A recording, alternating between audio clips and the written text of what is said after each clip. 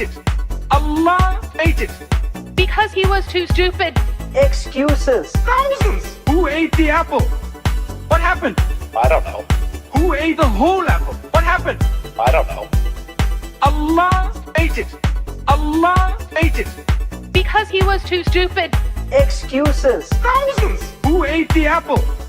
What happened? I don't know. Who ate the whole apple? What happened? I don't know. Allah ate it. Allah ate it. Because he was too stupid. Excuses. Thousands. Who ate the apple? What happened? I don't know. Who ate the whole apple? What happened? I don't know. Allah ate it. Allah ate it. Because he was too stupid. Excuses. Thousands. Who ate the apple? What happened? All right. All right. We are live. Welcome back to Reason Answers, your home for the crackhead clown individuals. Today, we're going to be looking at some recent news, some breaking news, you could say. And apparently my breaking news button is broken, so I have to get that fixed. Welcome back, everyone. Glad you're here today. We're going to be looking at a couple stories over the last few days. Texas Governor Greg Abbott signed a law into place that was inspired by Epic City, the Muslim-focused housing development in or near Plano in Texas of the United States. Look at claims by Epic City and claims by the governor and analyze those and kind of give a fair take on that, get an update on that whole situation. As you may recall, we've covered it a couple times. Get into the details as we go through it because there'll be an opportunity to remind you of all the details there. Separately, but also in Texas, there was a news story about an imam in Houston who was accused of trying to implement Sharia law. So we're going to be looking at that situation as well. Take a close look at those two situations there today. Welcome to everyone in the chat. Welcome to FL. I'm unable to play your super chat because it was before I loaded up the software, but I did see that and I do appreciate it. I'll reply to your email as soon as I have a chance. I'm a week or so behind on those. Try to get caught up within the next few days. But I'm glad that you saw my reply on YouTube and you checked out the video on numerical miracles in the Quran. All right. I've OD'd on all the depressing news and stuff. Well, I wouldn't say that either of these news stories are depressing. Ultimately, they're pretty lighthearted. There's not anything all that dramatic going on, although people may have tried to sell it as such, as the news media always does. I think in the end, both these stories are really not all that big of a deal. That might be disappointing to some people. If you're here today because you're looking forward to reasons to hate Muslims or you're here because you're afraid of the terrible things going down in the world and all the Sharia coming to get you. Well, you're probably in the wrong place because ultimately there's not a lot to these stories in terms of like things to actually fear. There's definitely some stuff here, some stuff worth covering. But ultimately, the situations are not exactly how they were portrayed. So first we have the update here on Sharia City, Epic City, as it's properly called. Not really Sharia City, but we'll get into that. Texas leaders cheer new law targeting Sharia compounds. Epic City says it isn't one. From September 12th. So 5 days ago in the Dallas Morning News. Get right into the article. Flanked by a group of over a dozen state and local leaders, Texas Governor Greg Abbott, at a news conference Friday, ceremoniously signed a law that he said banned Sharia compounds. It does not, in fact, do that. Epic City may be the inspiration for this law, but it is, in fact, a real estate law targeting deceptive investment practices. For those who have been following this on this channel, you'll know that Mary and I dug into this in some depth. We found that while there wasn't really anything that would violate discrimination laws or anything that would be, like targeting religious ideas necessarily, I'll get into more details. We did find the investment side of it to be very sketchy, borderline a scam. And thus, this law is actually targeting that. It's actually targeting the investment structure, which would not really have anything to do with Sharia specifically or Muslim specifically. And I think that this is actually very good because this is actually about consumer protection. This is actually about, as my video said, protecting Muslim investors. I titled it something like how Islamophobia saved Muslim investors thousands of dollars, because it appears that while the mosque directors probably didn't set out to scam people, they also had no freaking clue what they were doing. And that was what was going to be the end result if they went forward with this project, that the people who invested in it were going to end up losing their money because the developers had no clue what they were doing, basically. Abbott celebrated the recent passage of the law, which targets the business structure of the planned Muslim-centric Epic City development at a ballroom at the Heritage Ranch and Golf Club and Country Club in Fairview near McKinley. The Epic City project is tied to East Plano Islamic Center, or EPIC, one of the largest North Texas mosques, and has been the subject of at least 5 investigations from state and local officials. So, brief recap. Last spring of 2024, the EPIC project, or EPIC 2.0, as they were originally calling it internally, later called Epic City, was announced at the EPIC Mosque. So the East Plano Islamic Center, existing mosque, announced that they were going to try to have this planned community development. They had their eye on a particular plot of land out in the country, so to speak, but near a small town developing into a more modest sized town. They targeted this particular land. They said, we're going to close on the land in July.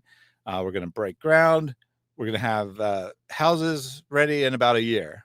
Well, that would have been this summer, right? This summer would have been when they were starting actual development, or maybe not houses ready, but at least houses, the lots. So the way it would work is you'd invest in the company, the company, which was community something planning, CCP. No joke, right? No joke. They chose an acronym that would be CCP. Anyway, you'd invest in the company, and then in exchange for your investment in the company, you'd get the right to buy a plot of land. The original investment in the company would be transferred over into purchasing that plot of land. They thought that they would have the plots of land ready, so like the infrastructure laid, the roads, the water pipes, the electrical lines, all that would be ready. The lots would be ready. They'd hand it over to the people, and then they could build their houses on their lots. That was supposed to be this summer.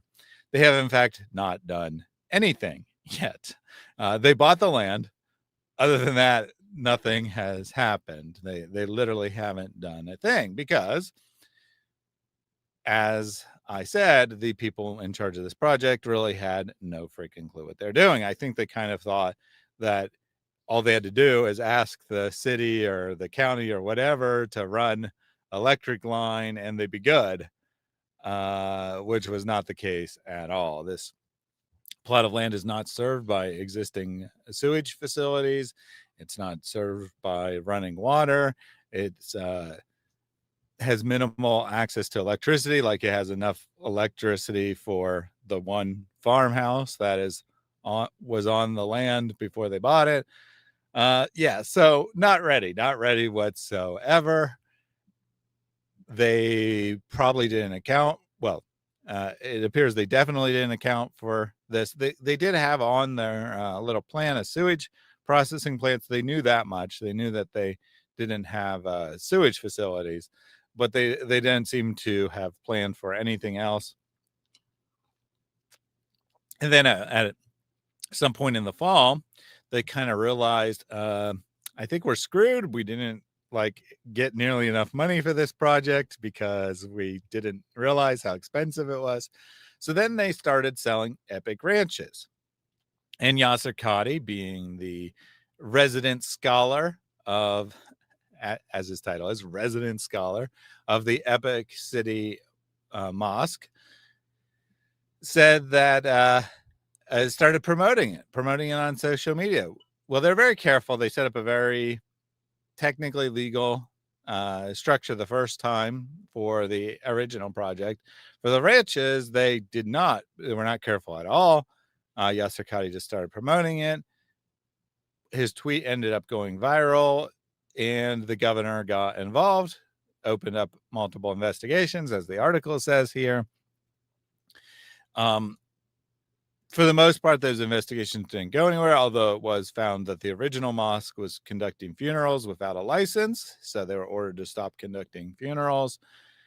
And most importantly, the investigation on the financial aspects of this project revealed something that, while technically legal, was very scammy, very questionable, and as a result, this bill was proposed and then passed. So that's what this article is about this bill over the legal but scammy investment structure of the new project.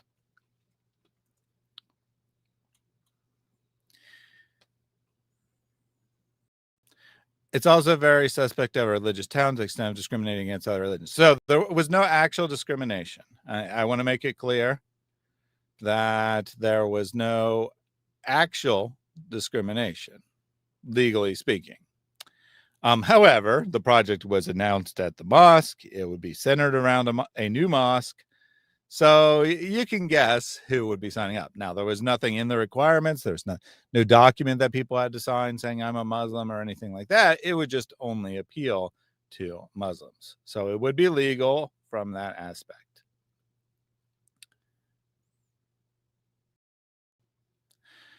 Yeah, and there was no ban. There was no ban against, non-Muslims being part of the community.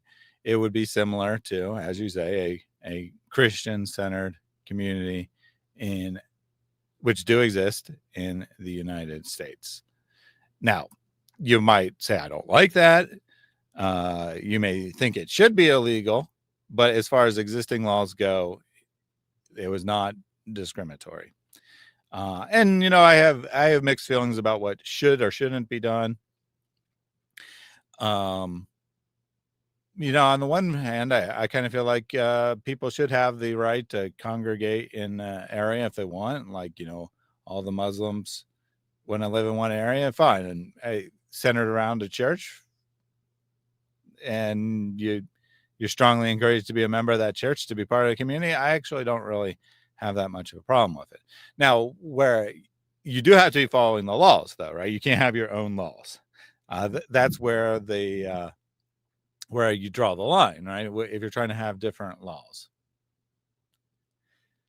And I'll get to this comment from Bulldoze in a little bit. It'll be more appropriate later on. So continuing on with the article, House Bill 4211 went in effect September 1st and had already been officially signed by the governor. So that's why it said symbolically signed, right? So he actually signed it earlier, but there's a public signing ceremony on last Friday. It requires business entities to inform buyers they are purchasing an interest in the business itself and not any residential property. And this is exactly where it was scammy. This is exactly where the original setup was quite scammy. People felt like they were buying a property when they were in fact buying a piece of the business, legally speaking. And that is exactly what the bill targets.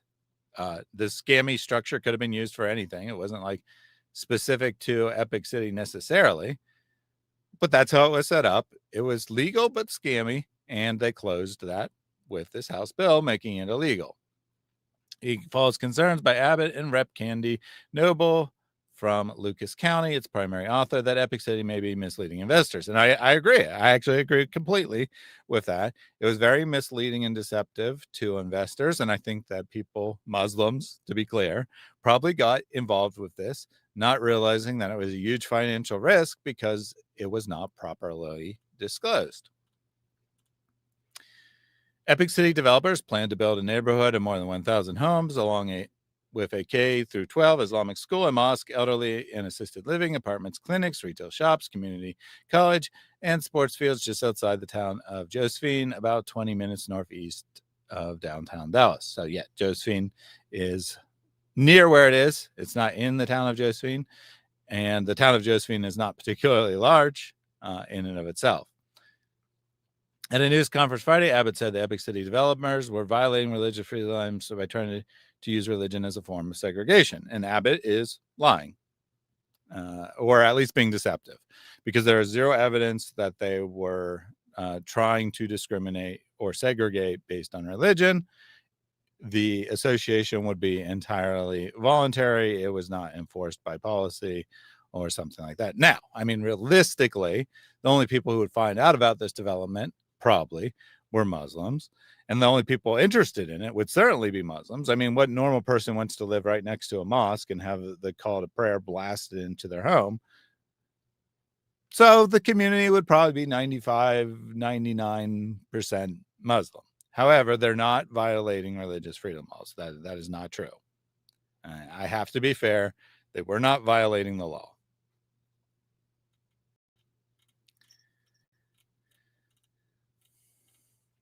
Development was structured in a way that requires anybody who bought a lot there to abide by Sharia law. That is illegal in Texas, and that is not true.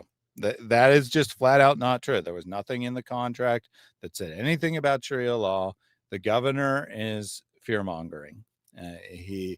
The law itself is about the investment structure, having to disclose that you're buying a piece of a so-called business, not a piece of land. When it feels like you're buying a piece of land, that was completely valid, completely good law. The governor is misrepresenting what the law that he signed is. I'm sorry, he is. We got Artemis joining us here, so let me get the cat cam added in.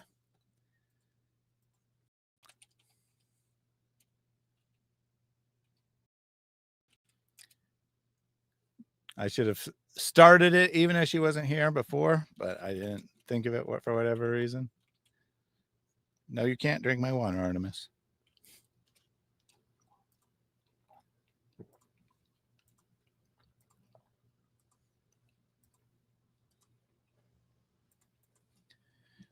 And there we go. One Artemis added to the stream.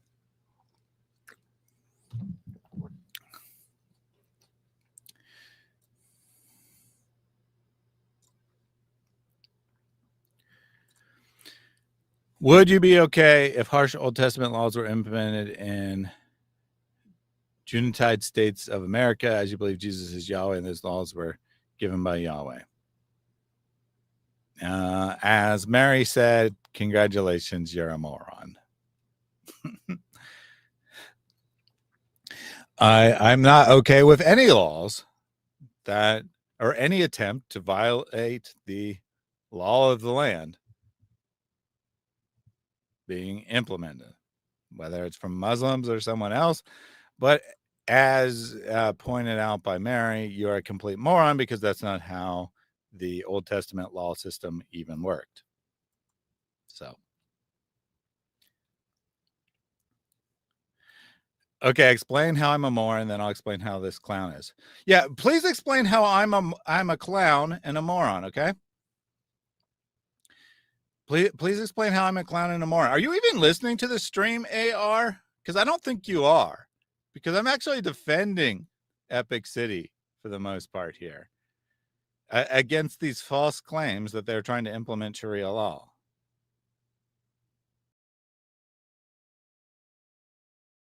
We have Sharia law in Qatar, and everyone lives here, including the Christians. Yeah, under Sharia law, Christians are allowed to exist. No one ever claimed otherwise. Well, I mean, maybe the governor of Texas doesn't have any clue what's in Sharia law. So Jesus is not Yahweh. I didn't say anything like that, you freaking moron. I didn't say anything like that, you freaking moron. You know how Christians are allowed to live under Sharia? They're allowed to live as dhimmis. They're allowed to live as second-class citizens. Congratulations. Your God is so wonderful that he doesn't love everyone. All right, let's get back to the article here. It violates our laws and our values, and imposing Sharia violates the Texas Fair Housing Act. Well, imposing Sharia definitely would violate the law of Texas and the law of the United States. However, again, there was no indication that Epic City intended to do that. Not by policy, and probably not even by practice. Of course, we have no idea what they would have actually done by practice. There is at least that possibility, but I certainly don't believe in proactively punishing someone for something they haven't done and haven't said they would do. Is it possible that at some point they would have started to try to enforce Sharia? Sure, it's possible. But I don't believe in just saying without any basis that they were doing so when they were not. I personally think that's reasonable, but you decide for yourself. And look at this. Look at this. We got a double cat cam going now. All right, continuing on with the article. In a public statement Friday, the Council on American Islamic Relations, a national Muslim civil rights group, condemned what it called inflammatory language from Abbott about the Epic City project. And look, I hate CARE for a good reason. They got me fired from my job for criticizing Islam, but in this particular case, they are correct. This is inflammatory language by Governor Abbott. He is not accurately representing the law that he signed, and he's not accurately representing the policy, at least legally speaking, of Epic City or the Epic project.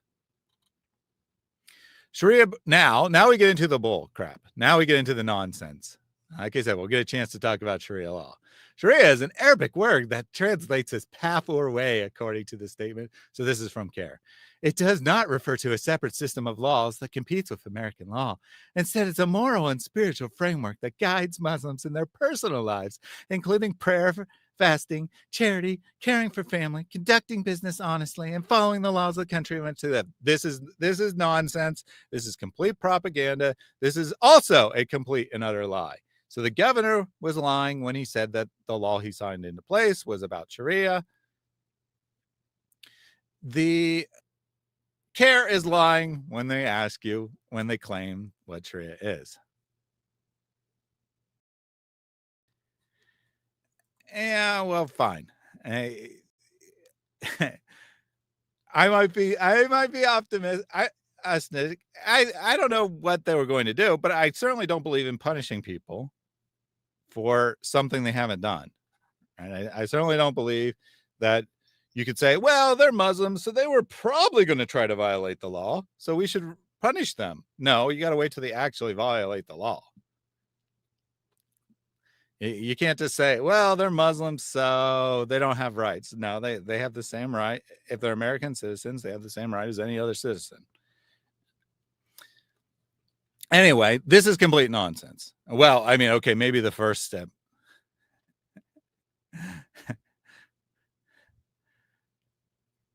Maybe the first statement is true, that Sharia is an Arabic word which means path or way. But the rest of this is complete or total nonsense. Sharia is not a personal moral system. It is by definition law. It is by definition what is implemented. It's not just how you're supposed to live your life morally. It's what the society enforces as a moral code. A Sharia compliant society, this isn't like some optional thing. Like, for example, Christians have a moral code against getting drunk. However, there's not necessarily laws against getting drunk. Or Christians have a moral code against lying, but there's not necessarily laws against lying. Now, I mean, there are certain laws that are related to being drunk, like you can't drink and drive. And there's certain laws against lying, like you can't lie under oath in court. But generally speaking, right, morals and laws are not equivalent. In Islamic society, they are. They are, in fact, laws, right? If they're actually, whether they were going to follow Sharia or not, if they're going to follow Sharia, then it is a law.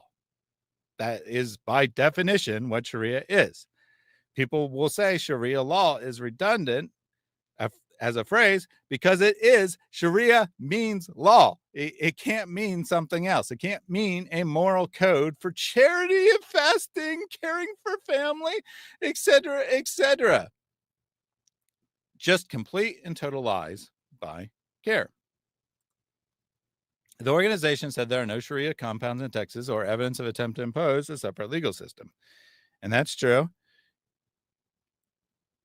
It would be speculation, right? Right.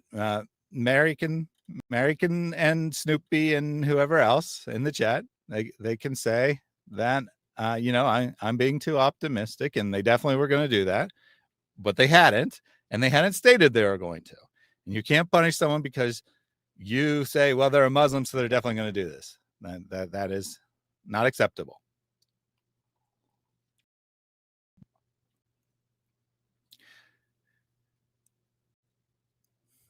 Epic City developers said the only laws they will impose will be Texas and federal ones.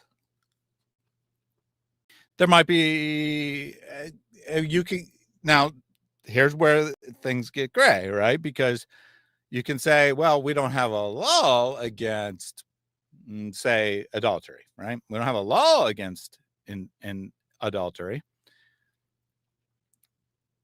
but there's extreme social pressure, right? There's extreme social pressure. If you choose to live in our community, you're going to be guilted and shamed. And, then it's kind of a gray area. How do you feel about that? And I could definitely see people going either way.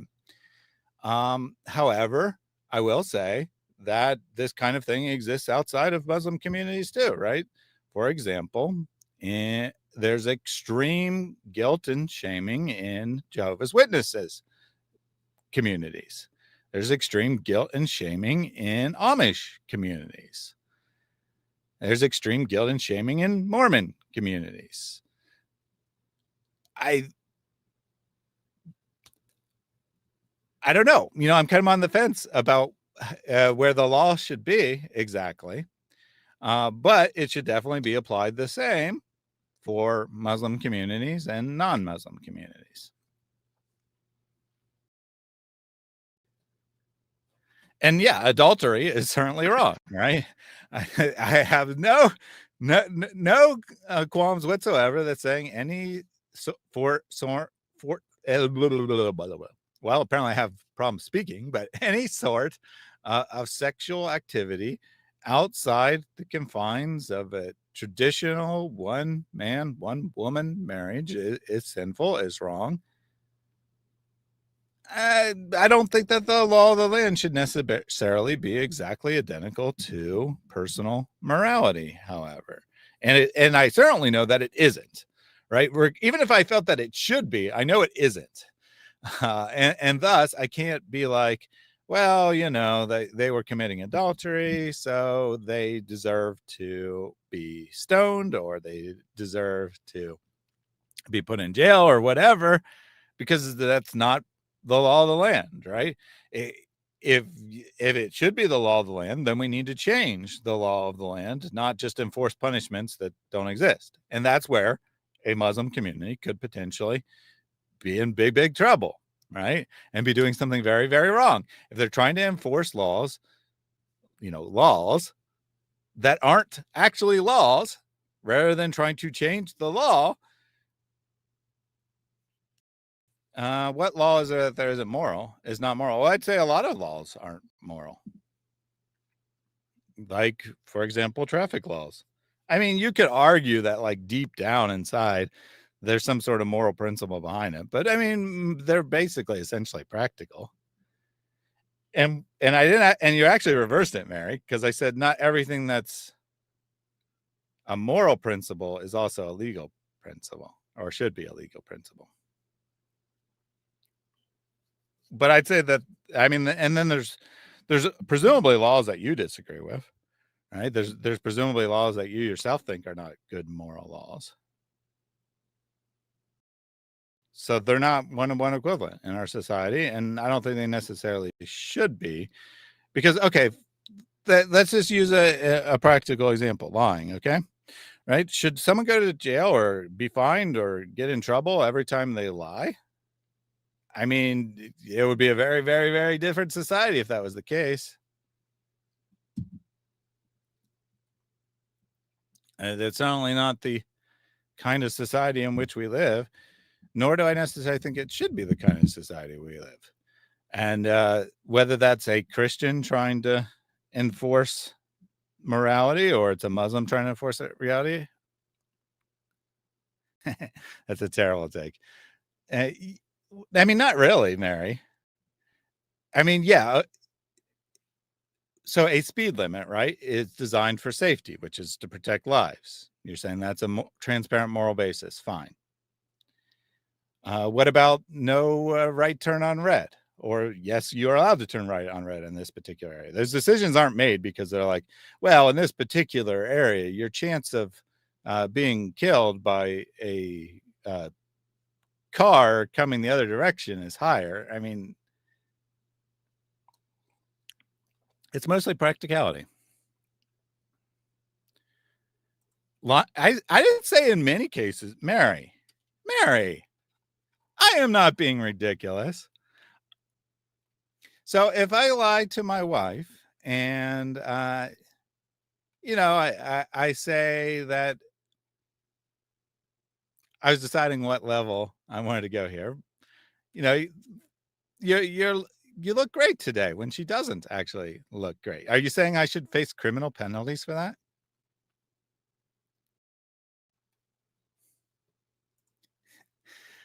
And yeah, I don't think that safety is necessarily a moral value. But whatever. Anyway, you totally reversed me anyway, Mary. I said that not everything that's immoral should be illegal. But if you think that everything that's immoral should be illegal, you want to live in a very different society than the one in which we live. And maybe you do, all right? I actually know you pretty well. So I think that maybe actually you would say that. But most people wouldn't.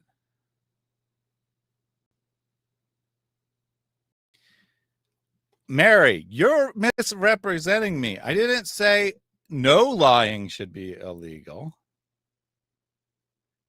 Why are you straw manning me, Mary? You're not being fair at all. You're not being fair to me at all, Mary. Shame on you. Shame on you. Anyway, from Bulldoze here earlier, a Muslim guy told me that Sharia is just for prayers and fasting stuff. So why make a big deal out of it? No offense to you, but I really want to know about what the catch is. Well, the catch is it's not about prayer and fasting stuff, right? He's lying just like, well, I shouldn't say that. He may or may not be lying. Lying requires intent. But he may or may not be lying, but he certainly is wrong. He certainly is saying something that is false, because Sharia is not prayer and fasting and charity and caring for family and conducting business honestly, as it says here.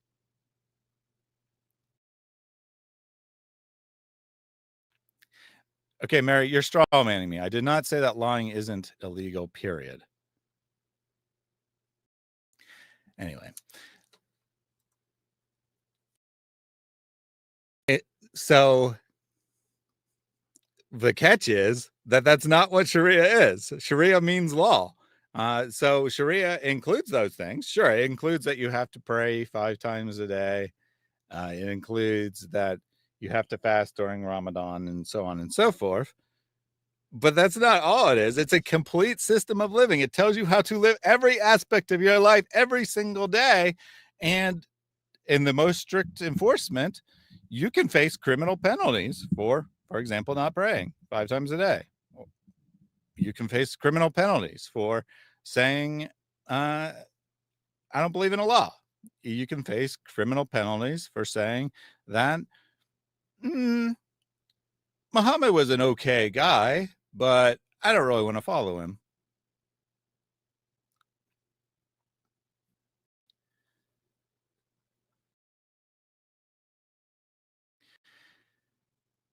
So it's not just about prayers and fasting. That's not true. It's simply not true. Continuing on. Noble, Senator Angela Paxton, Representatives Jeff Leach, Katrina Pearson, and Carissa Richardson also attended on Friday. Yay! According to the new law, businesses may not charge a fee or receive proceeds if an investor sells their share of the business. So here's the second scammy thing.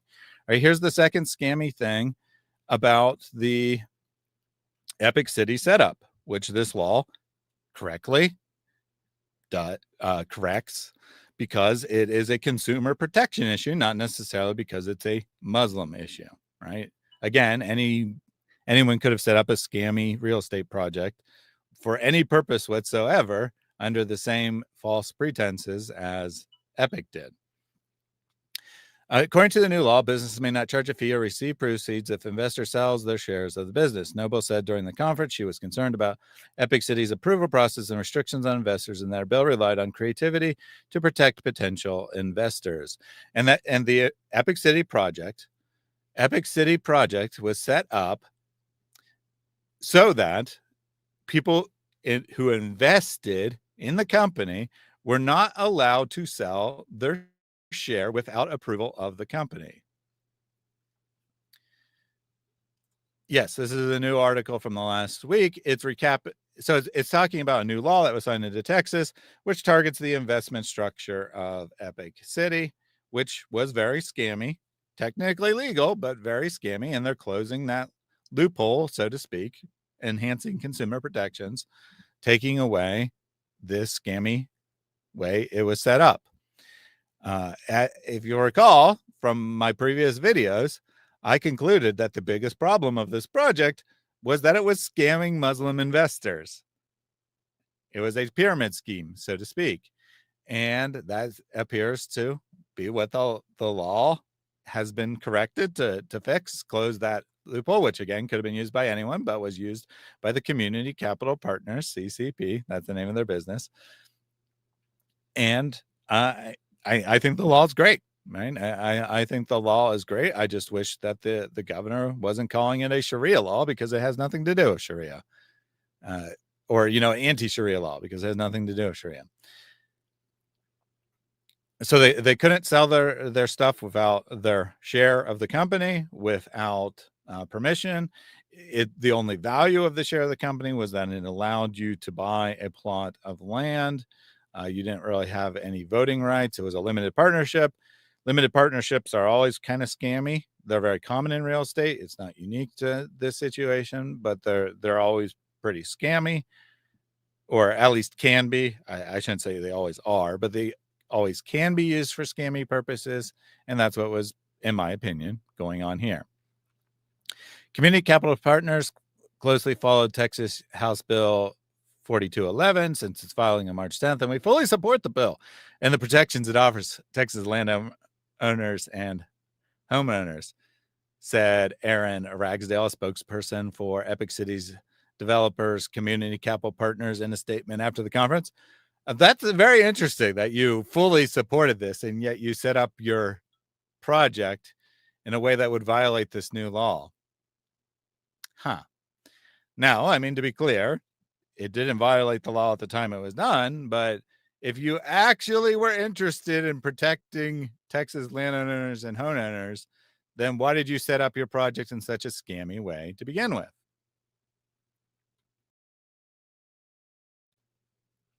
This bill does not change any aspects of CCP's business structure. Well, that's technically true because it can't apply retroactively, but it would have made your structure illegal had you made your structure today. Doesn't change any aspect of CCP's business structure, future sales process, or investors' rights. In fact, we requested a meeting with Representative Candy Noble, the bill's author, on March 13th to share our support, present our proposed real estate development project, and answer any questions she may have. Like, again, yes, technically it doesn't affect you because it already exists. But were you starting it today, the structure you used would have been illegal. So you're being very, very deceptive. While we're unable to meet with her during legislation, we still welcome opportunity to do so. Phone calls Friday afternoon to Noble's district and Capitol offices were not immediately returned. There's nothing in the bill we don't support. Dan Cogdill, an attorney representing Epic Mosque and Epic City developers, said in an interview Friday, basically says, we're passing a law that requires people to follow the law. No, actually, that's not what it says at all, Mr. Dan Cogdill.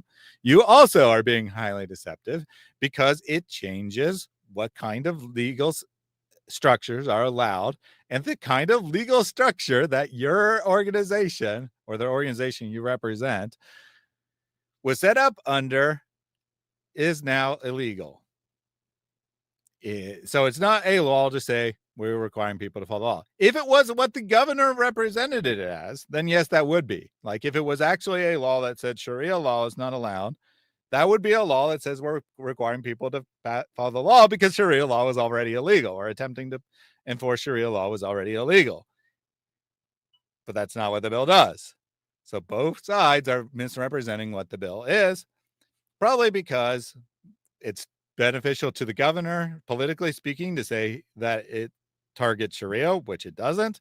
And it's beneficial to the mosque to say that it's just about following the law, and that's what we're doing, because it's really targeting their scammy investment structure. What Abbott's proposing is fine. What he's saying we intend to do is a lie and a falsehood. Okay, that's technically true, because like he did say they intend to follow Sharia, and or that they were trying to enforce Sharia, or that they were explicitly discriminating, and none of those things are true.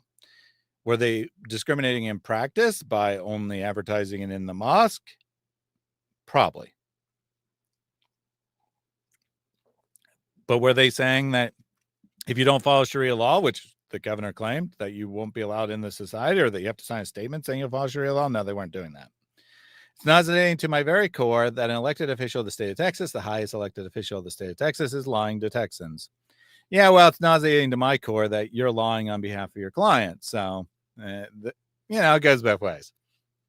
During the conference, Noble cited the second sentence of a paragraph briefly appeared on the Epic City's developers website back in February. I'm just going to quote some of their quotes so you can understand where we're coming from. She said, realizing that many responsible citizens of other countries might be interested in our properties, we're offering it open to any person we approve of in the property and investment laws of the United States, the full quote read.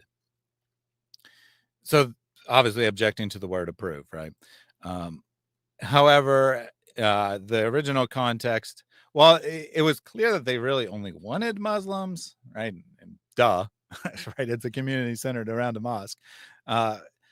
What this sentence was actually about is that you had to have the ability to purchase land in the United States, which if you are a citizen of another country, you might not have. So that's actually what this particular sentence was about. Noble on Friday cited the portion which said, we will limit sales to only persons we believe will contribute to the overall makeup of the community and are legally eligible to invest and buy property of the United States. And they did remove this wording. This wording here is definitely very suspect. This wording definitely could get them in trouble because of the first part, not the second part. Obviously, that part is the duh. But the persons we believe will contribute to the overall makeup of our community, you can't do that. Well, I mean, you can do that as long as it's not based on religion or another protected class, right? You couldn't do it based on race or gender or age or disability status or ethnicity, but you could do it for other reasons, right? For example, you could discriminate based on income, say only people above a certain income are allowed in this community. But just leaving it open there definitely could get them into some serious trouble.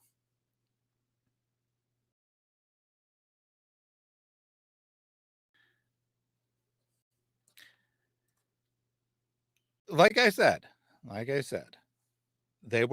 agree, they were trying to make the community Muslim only. That was their intent, that was their aim. They were using a loophole. They were trying to find a way to make this Muslim only.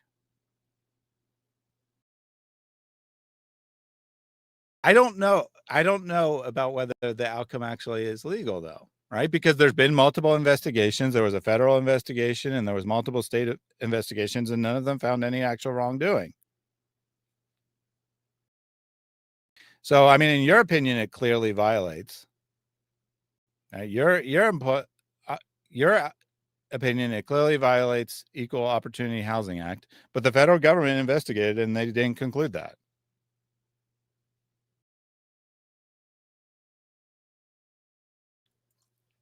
So, I mean, I'm being fair here, right?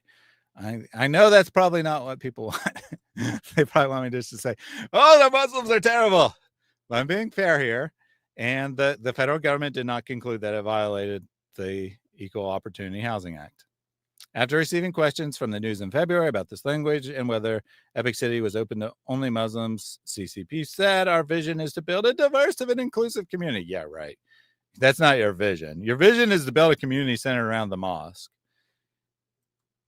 While that might be technically inclusive, right? Or it might technically be diverse because you're not discriminating based on other things. You only wanted Muslims. I mean, that's the reality. You only want Muslims there.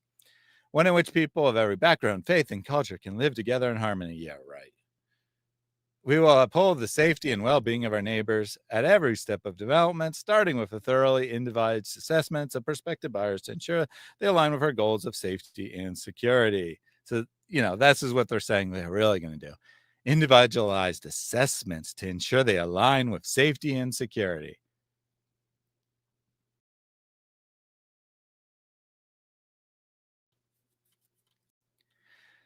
But has threatened the Epic Mosque and its affiliates with a full weight of the law if the group doesn't stop construction on Epic City, which is funny because they never started.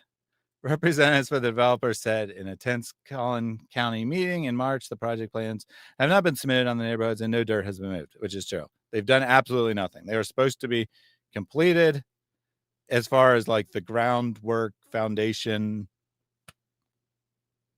goes, and they haven't done a thing because they didn't actually plan properly. They didn't actually have the money to do it. I don't know why they're still pretending. Before the announcement of investigations into Epic City, the news visited the empty field purchased last year by Community Capital Partners and spoke with the developers about the project. And here's the land. This is the land of their amazing Epic City, and it looks the same today. The grass might be a different color, but nothing's been done. Absolutely nothing has been done. They haven't even submitted the plans to create the water district that's necessary in order for them to propose laying water lines. Like they're many years away from doing anything. In a February interview of the news, Yasser Khadi, resident scholar at East Plano Islamic Center Mosque, said the neighborhoods were open to anyone regardless of religion. Technically. We have to dispel this notion that its exclusive community is open for all, and anybody who's interested is more than welcome to apply. Anyone who wants to live near a mosque and be constantly called to prayer and be surrounded by other people who want to pressure you socially into being a Muslim is welcome in our community. Got it. If certain people want to live in a community where there is faith-based mosque or temple or synagogue, I don't know why he said temple or synagogue. Why didn't he say church? Okay, temple could be broad, right? It doesn't have to be Jewish, but mosque or temple, which could be broad, can include a lot of religions, or synagogue. Where's the church, you Mr. Yasser Qadi? Where's the church? That's walking distance why should they not be allowed that freedom? And I actually kind of agree. I actually, I know it won't be a super popular opinion, but I actually don't really have a problem with everyone around a mosque being a Muslim, as long as they're not legally enforcing that and they're not trying to put in special laws. I don't really have a problem with Muslims congregating around a mosque, and I don't have a problem with Jews congregating around a synagogue, and I don't have a problem with Christians congregating around a church. Yasser Qadi said, emphasizing many Muslims pray private times a day, making it a priority to have a mosque close by. You don't. Okay, this is bull. You don't pray in the mosque 5 times a day. You can pray anywhere. You got to face Mecca, but you can pray anywhere. So that is just nonsense. That is just nonsense by Qadi. People don't understand the amount of hatred we've gotten. Go back home. We don't want Muslims here. Qadi said a backlash of the project. And that's probably true. Probably some people said that. And I think that's stupid. I don't think you should say go back home. We don't want Muslims here. I mean, you could say we don't want Muslims here, I suppose. I mean, that's your opinion. But legally, obviously, an American citizen has every right to be a Muslim. And to tell them to go back home makes no sense if they're American citizens. I would say that is hateful and inappropriate, and I don't think anyone should be doing that. I'm sorry, I was born in Houston, Texas. You want me to go back to Houston? I don't mind, but I prefer Dallas. We'll get more on Houston here in a second. Because we got an imam in Houston who's been accused of trying to enforce Sharia law in Houston. Marisha Wilkicki, a Dallas area realtor, attended the news conference. She said she was happy the bill passed. It protects fair housing for all people, all religion, all color, all nationality. She said, if you're a good realtor, you know that fair housing is a huge thing and that you don't ever violate it. And the law itself is great. The law is consumer protection. The law is good. My only objection is the governor calling it a law against Sharia because it's not. It's about the legal structure of the business. We can't have this kind of thing going on. It's not good. It's not healthy, she said, of the neighborhoods where in the United States you abide by our laws if you're going to be here. If not, goodbye. Agree. Well, maybe not the goodbye part, because if you're an American citizen, you don't abide by the laws, you go to jail. I guess you could say goodbye, but you're not going to be deported, obviously. Muslims make out at 1% of Dallas Fort Worth and 2% of Texas, according to Pew Research. Fascinating. All right, on to Houston. So we got an article here in the Daily Mail, of all places.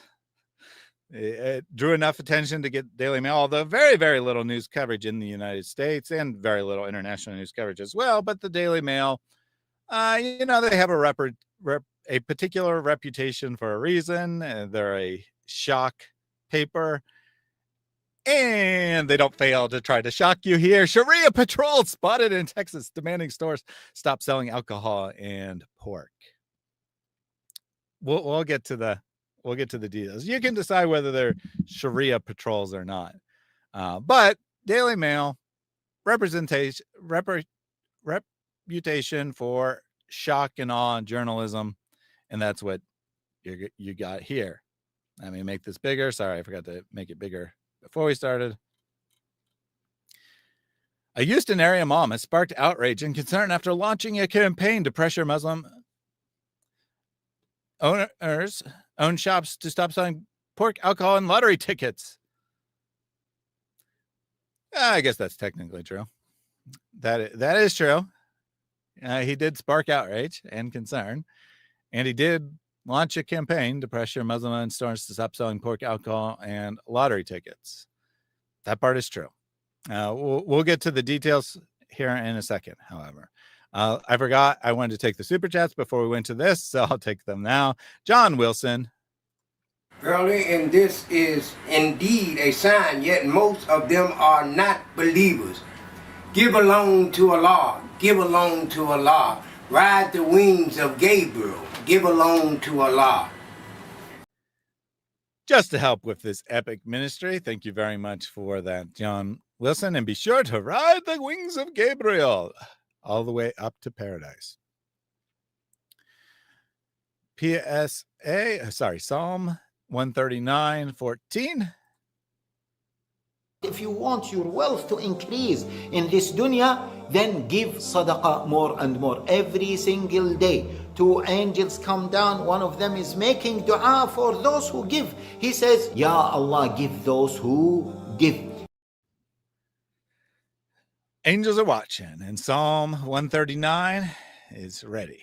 God bless your channel and your work, brother. Reason Answers. Appreciate that. Thank you very much. And from Songs of Relief, very, very great comment here.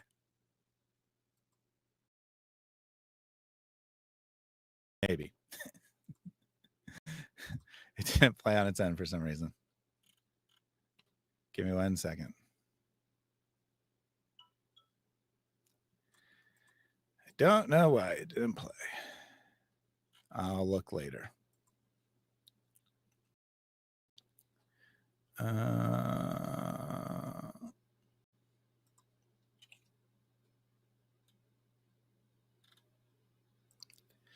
It generated. I don't know why I didn't play.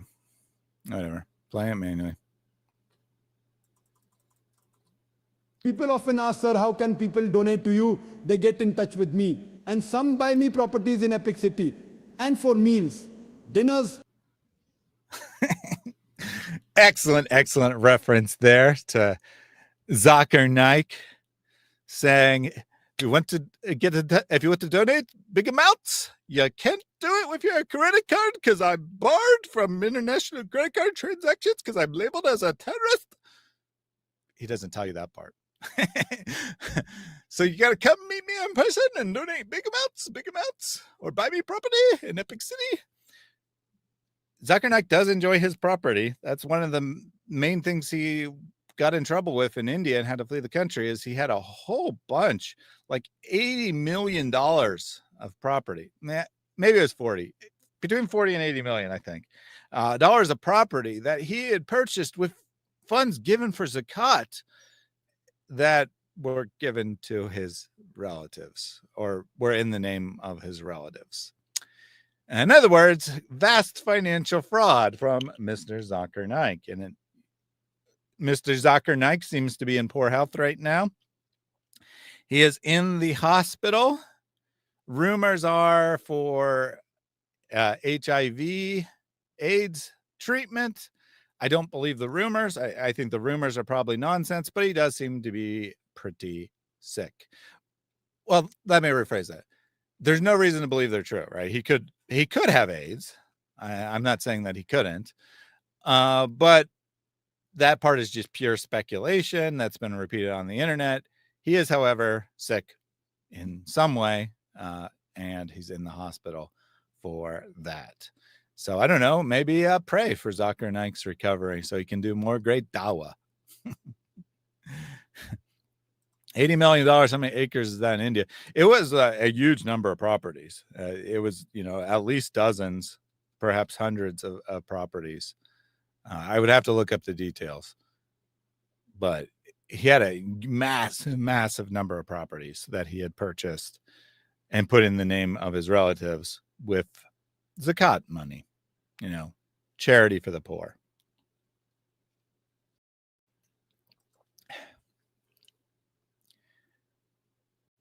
Yeah, let's wait for more definitive news. Yeah, that's my thought here is I don't want to repeat. I mean, I technically repeated it, but only to say don't repeat it. All right. I don't think that we should be engaging in speculation. I don't think we should be engaging in rumors. Nike appears to be sick. He appears to be in the hospital. That's all we actually know. And I don't think we do any benefit by speculating that he has sexually transmitted diseases.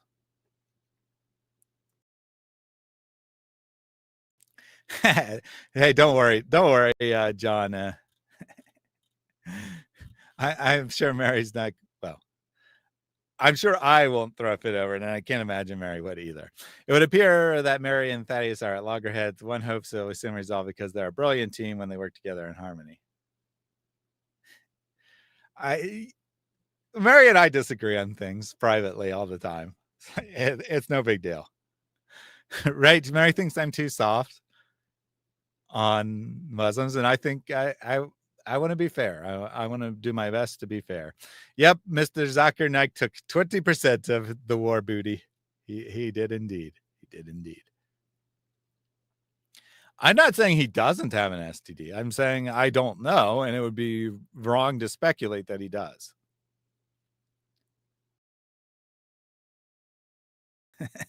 Yeah, as Mary said, I just consistently disagree with him on this.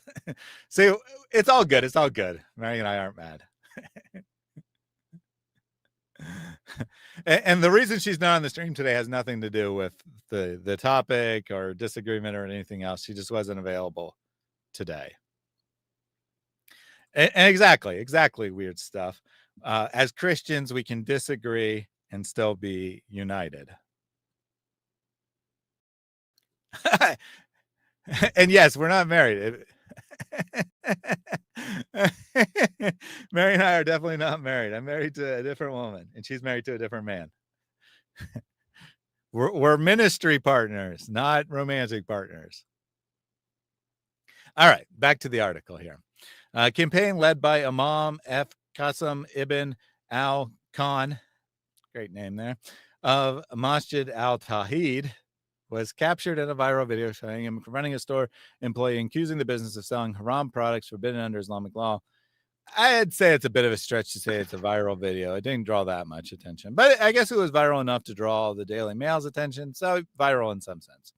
Khan, who leads a Nation of Islam affiliated mosque, warns business owners they will face boycotts and public protests if they refuse to comply. So he's not even a Muslim, okay? If he's Nation of Islam, he's not even an actual Muslim. I'm sorry, but he's not even an actual Muslim, because Nation of Islam is not real Islam.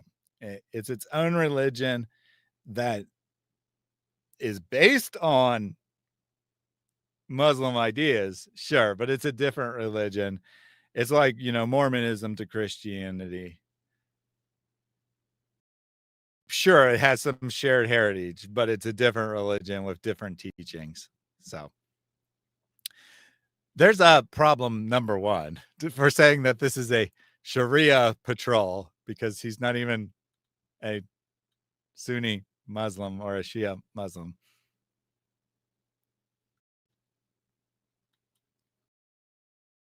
He says a nationwide protest movement is set to begin, specifically targeting Muslim businesses that violate Islamic teachings. Yeah, he says that, but that's just ambition on his part. We're kicking off a national protest and demonstration campaign against all Muslim businesses that have haram in their stores, Khan says in the video, promoting critics to accuse him of importing Sharia patrol tactics to Texas. We'll look at the actual videos. I'm going to read a little bit more of what it says here, but we're going to look at the actual videos so we can actually make an informed judgment for ourselves how we feel about what he's doing. Instead of just going based off what people are claiming, let's actually look at the videos. Several videos posted on Khan's TikTok and his 17,000 followers. So, that's not insignificant, but also 17,000. You're not starting a nationwide movement with 17,000 followers. He's seen confronting an employee at a Muslim-owned store, warning how the business is violating Islamic law by selling haram goods, items forbidden in Islam. This is the beginning of the campaign. We're serving notice to America and the world that enough is enough. The people call themselves Muslims should not be selling haram in their stores. Pork, alcohol, and gambling needs to stop. Again, we'll look at the actual video here. So this is still from the video. He's holding a sign. Alcohol, gambling, and pork are forbidden in Islam, et cetera, et cetera. There's him talking to someone. So this section, the middle section, is kind of describing the videos. We'll take a look at the videos ourselves. There's some more of them. Still describing his videos, and then other people's reaction to the videos. This is, criticism from Muslims, or maybe Muslims, maybe not. Who knows, right? Anonymous user, but they seem to be saying like, this is not how we do things in Islam. So, you'd think that perhaps they are Muslims. And then other people have defended him on TikTok. Right? We don't really care about what random users say. And then I just wanted to conclude with this. At present, no laws appear to have been broken. Peaceful protests outside businesses are protected under the First Amendment, and no threats of violence have been reported. So far, the imam's campaign appears to be limited to the Houston area, but Khan has vowed to launch a national protest movement in our states with growing Muslim populations. Again, yes, he has that, but he has 17,000 followers. He's not starting a nationwide movement, realistically speaking. And this first part is absolutely true. Now, I understand this wouldn't necessarily be the case in all countries, right? Other countries will have different laws. And you may have different feelings about what the laws should be. But in the United States, peaceful protests outside of businesses are 100% protected under the First Amendment. I feel this is a good thing. They should be. A Christian has the ability to go and protest outside of businesses that they don't like. It's not so much a thing anymore because it's stupid. But in the 80s and 90s, there was lots of organized protests when a movie, right? When there'd be a movie that was offensive to some people, either because it had too much violence or too much sex or whatever, then they would go and there was organized campaigns from religious Christian organizations to boycott these movies or to protest outside movie theaters and stuff. The reason they stopped doing it is because it was actually just increased in attendance, because people were like, "Ooh, I want to go see what's being boycotted. I want to go see what is problematic." So it was actually increasing business. So that's why they stopped doing it, but well within their rights. Similarly, at least in the United States, it's 100% legal for Christians to protest outside of abortion clinics. And Christians do this, and they should be allowed to do this. And this is a good thing. But I can't say that I can't be intellectually honest and say that Christians should be allowed to protest abortion clinics and then say, well, a Muslim shouldn't be allowed to protest a shop that's selling things that he considers immoral. He should be allowed to hold up a sign outside the convenience store, whatever, and say, according to Islam, alcohol is forbidden. Don't use this business's services. Now, do I think it will actually hurt the business? Probably not. Because if someone's going in to buy alcohol, or someone's going into that business to buy something else, they already know they sell alcohol. He's not informing them of anything they don't know. They either don't care or they want the alcohol. Hi, you brother in Christ. We just went over that. Yeah. So that was the headline summary, since you just got here. The summary said it was a law that banned Sharia compounds, but in fact, it targeted the investment structure, the very shady, scammy investment structure, which had nothing to do with Sharia. See, look, Mary actually agrees with me. I'm fine as long as he isn't threatening the other. And that's a very good point, right? Because it has to be nonviolent, it has to be peaceful. I would add, you can't be harassing customers, right? You can't be intimidating customers. But if you're peacefully protesting, then you're good. So that's why we need to go to the actual videos, because there is an acceptable line and there's an unacceptable line. And we have to see what's actually going on in these videos to see whether or not he's crossing that line. All right. This is the first video on his TikTok. There was a comment about 17,000 followers. Sounds like a YouTube thing. So 17,000 followers on TikTok, which is actually easier than 17,000 followers on YouTube. Neither here nor there. Point being, 17,000 isn't really a lot in the grand scheme of things. And I say that as someone with 30,000, 31,000 subscribers on YouTube. It's not a lot. I mean, frankly, you know, even the couple 100,000 subscribers that big channels in quotes in our niche have is, in the grand scheme of things, not a lot.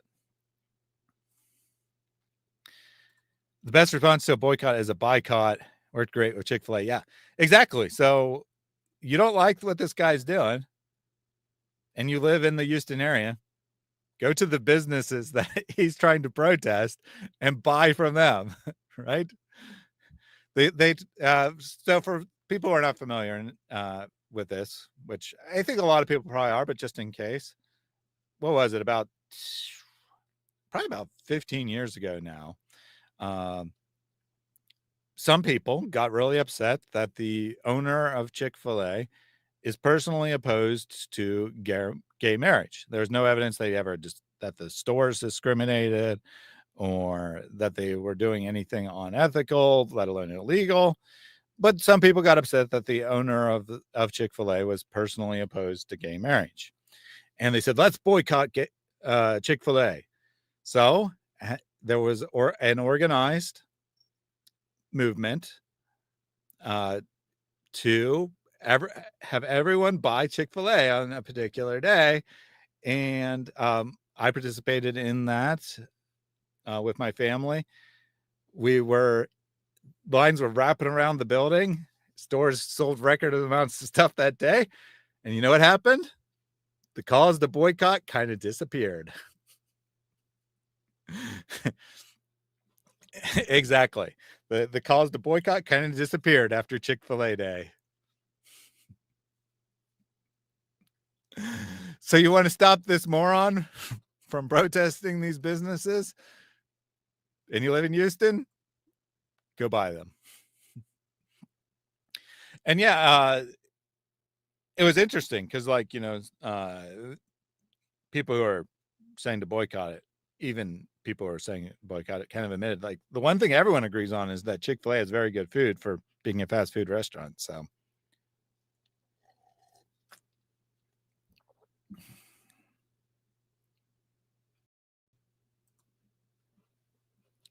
all right, this is the first. He has about 5 or so things. There's 3 categories of them, so we're going to watch one from each category. This first one is what he was doing starting in June. Starting in June, he was personally going to a bunch of businesses and warning him that he was planning to protest. All right, so this is the first of a video from that first type of video. Others are very similar. We're not going to watch all of them, but we'll go watch one from each type. Oh, and you know what? I don't think I shared audio. Let me see. Oh, no, I did. Alaikum. Alaikum. You Muslim, right? Alhamdulillah, glad to meet you. I'm Brother Qasim. You know, as a merchant, you have a legal right to sell whatever you want in the store. No one can stop you. But as a Muslim, I have a right and responsibility to let you. And the volume on the original video is pretty low, so I will try to remember to turn it up while I'm playing it. However, if I forget to turn it back down, what will end up happening is when I talk, it will then blast you. So hopefully I remember. Anyway, he came in to this business and he says, are you a Muslim? And the guy says, yes. And he said, I'm very pleased to meet you. I'm a Muslim too. You know that it's haram. The pork, alcohol, gambling is against Islam. All right, so what I want you to do is talk to your boss, to the owner, yourself, and let them know that we're just giving a 30-day notice. And that did not work on the volume there. Let me try this.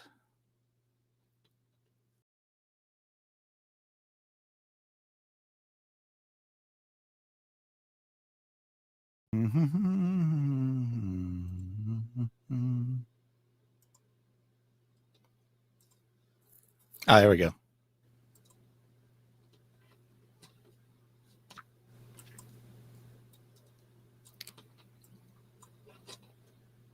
In about 30 days, we're going to start having demonstrations about Muslims that's selling poison to the people in the neighborhood when they should just clear it out. So you have 30 days to get the haram out of your store, or we're going to demonstrate, okay?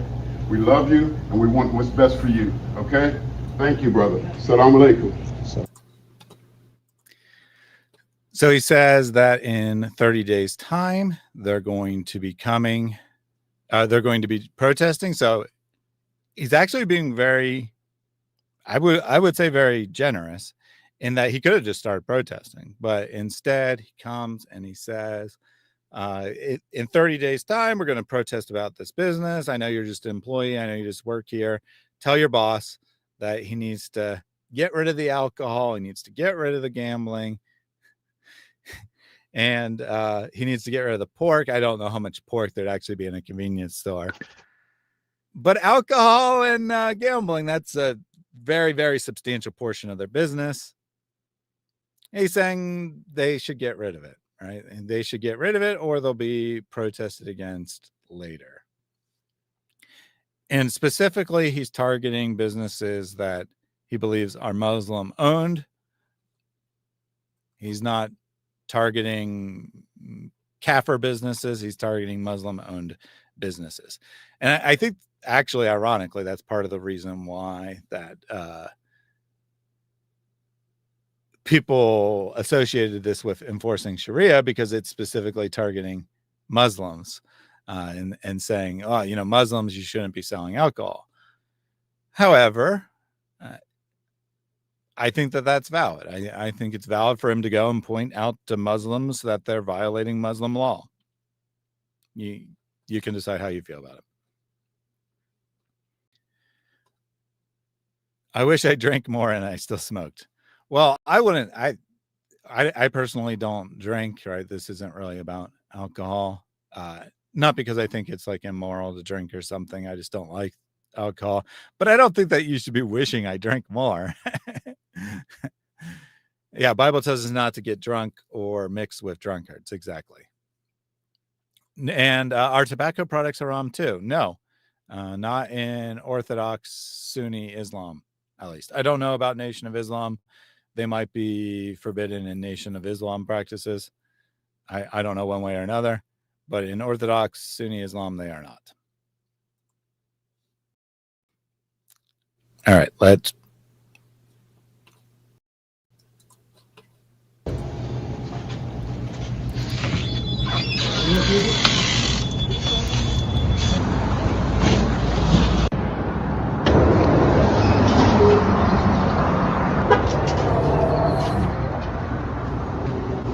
Assalamualaikum. Assalamualaikum. Mashallah. Alhamdulillah. Alhamdulillah. Assalamualaikum. You're Muslim, right? Mashallah. You know, as a merchant, you have every legal right to sell whatever you want. But as a Muslim, I have a responsibility to educate the people and let them know that as a Muslim, you shouldn't sell haram. That the alcohol, the pork, the gambling is all against Islam. And so I'm just letting you know ahead of time, in about 30 days, we're going to start doing demonstrations around the city. The Muslims that have businesses with haram in it will let the people know that we have to teach the people the best. The Muslims have the best. So let the owners know you should begin to change the inventory, or we're just going to demonstrate. We can't stop you. You have a right to do it, but we have to give the da'wah to let the people know the truth about Islam, okay? Okay, so get the haram out of your store. May Allah bless you. I love you for the sake of Allah. Assalamu alaikum.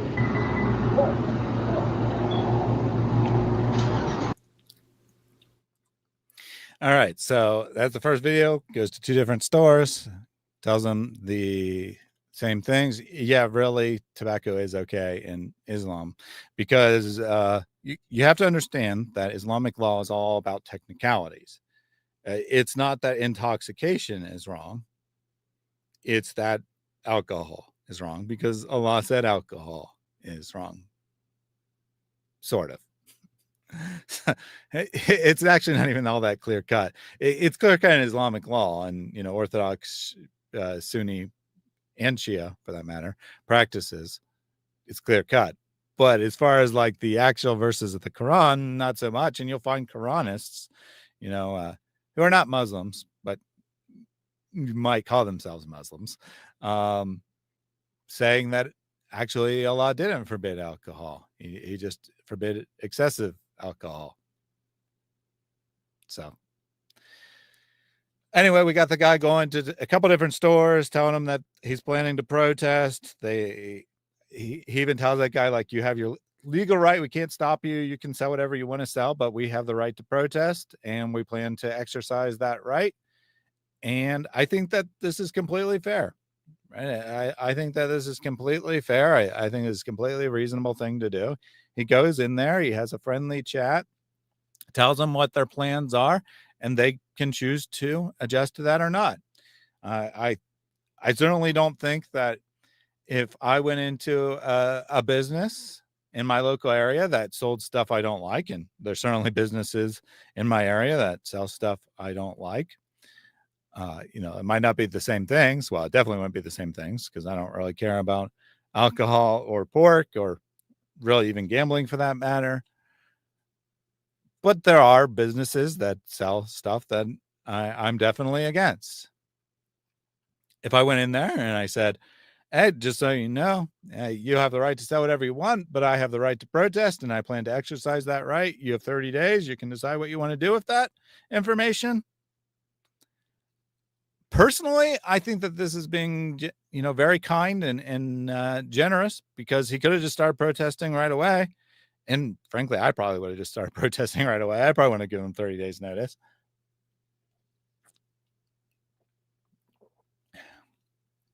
Just my thoughts. You can decide for yourself. This is only the start, though. We got more to look at. So there's several videos of this type. They're all the same. He goes to a bunch of different businesses and tells them his plans to organize a protest, so on and so forth. He is an imam, like he is a leader of a mosque, so he can definitely get some people behind him to do this protest. And he tells them that's planned. So here's the next one. And this is probably the one that's drawn the most attention. This is where he announces the protests. This is the beginning of the campaign. We're serving notice to. Hold on. Let me adjust the volume. This is the beginning of the campaign. We're serving notice to America and the world that it's time. Enough is enough. The Muslims, the people who call themselves Muslims, should not be selling haram in their stores. The pork, alcohol, and the gambling, it needs to stop. And it's amazing they only choose the poor black neighborhoods to peddle their haram in. This is a sample of the signs that we'll be using to demonstrate. Always about racism, right? It's only in the poor black neighborhoods that they sell alcohol and pork and gambling products. Except those are, again, pork. It's not a major thing of any convenience store, but alcohol and lottery tickets, absolutely main product of every convenience store in every neighborhood, not just in poor black neighborhoods, but somehow, he's Nation of Islam, right? He's Nation of Islam, so it's got to be about race. And it's very important in Nation of Islam is to make everything about race. Reality, not on his side. Yeah, all this is sold everywhere. Exactly. That part, complete nonsense. But, your free speech includes the ability to say nonsense. And yes, lottery is gambling. That's what he means. When he says gambling, he means lottery tickets, whether they're instant scratch off tickets or whether it's the drawing. Either way, that's what he means by gambling.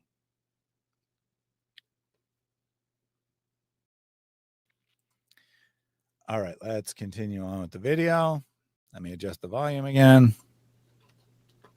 As we launch this demonstration within around 30 days from now, maybe kick off on the 4th of July.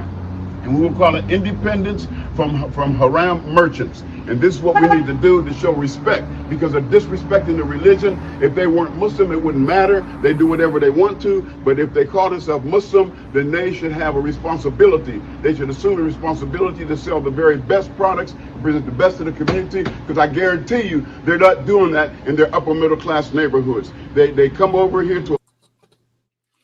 You guarantee that they're not selling alcohol and pork and gambling products in upper class neighborhoods, huh? Well, it may shock you to learn this, Mr. Imam, but in my neighborhood, which would be considered a typical suburban white middle class neighborhood, they do in fact sell alcohol and lottery tickets and pork, but I mean, again, not really a product of convenience stores. But he guarantees it. He guarantees it. They're not doing it. Now, he might mean Muslim-owned businesses, I guess. I suspect that there's plenty of Muslim-owned, to the extent that there are Muslim-owned businesses selling alcohol anywhere. I don't think they're disproportionately in poor areas or disproportionately in black areas. I'd have to see actual stats to say 100% certain, but I guarantee this guy hasn't seen any. He just knows that he lives in a poor neighborhood and they're doing it in his neighborhood. So he assumes that it's happening only in poor neighborhoods for some reason, because again, Nation of Islam, everything is, oh, the white guys, they hate us. That's why we're Muslim, even though we're not. Because white guys, they follow Christianity and they hate black guys, so we need to be a different religion. So stupid. So stupid. But it is what it is. All right, let's finish the video. America, and they come into the poor neighborhoods because their mission is to exploit the poor black people, because they think that we're just going to buy anything. But what they didn't count on is that we are given dawah. We are given dawah to the people, and the more dawah that we give, the more people accept Islam. And the more people accept Islam, the less demand there will be for stores just like this that don't have any rules, no limitations of what they sell. So we're going to launch this. Beware, everybody. We're coming after you. Assalamu alaikum rahmatullah.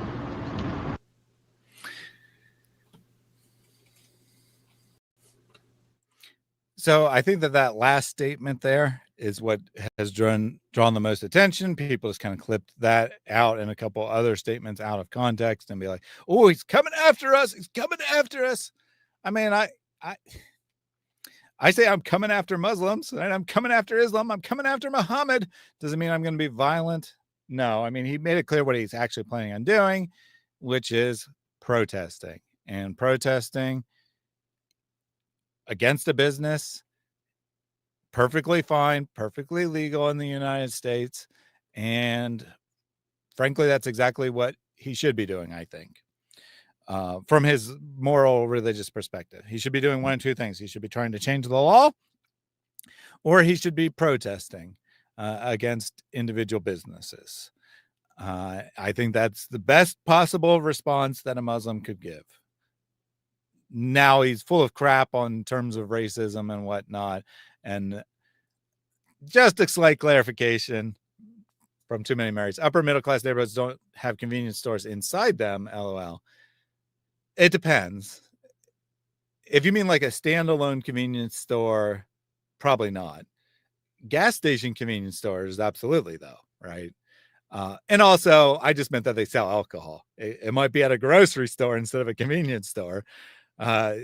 Or they sell lottery tickets at the grocery store instead of the convenience store, but they still sell the same products. It's not like something found only in the inner city, poor black neighborhoods or whatever nonsense this guy is trying to peddle. But standalone convenience stores are mostly only found in poor areas. That is true. That aren't attached to a gas station, I mean. And I will point out that there are communities that forbid the sale of alcohol for one reason or another, usually tied to historic fundamentalist Christian movements. they're rarer today, but there's still plenty of, quote unquote dry communities. And so he could advocate for a local city, municipality, wherever he lives. Technically, I know he lives in the Houston area, but I don't know precisely where he lives. So I don't know if it's a township or unincorporated township, whatever. Oh, okay. Fair enough. I didn't understand what you meant. You don't usually have a grocery store or gas station on a residential street at all. Yeah, sure. Fair enough. Not on the actual residential street, but part of the neighborhood, just on the main street, not on the residential street. Fair enough. Anyway, that's irrelevant. Yeah.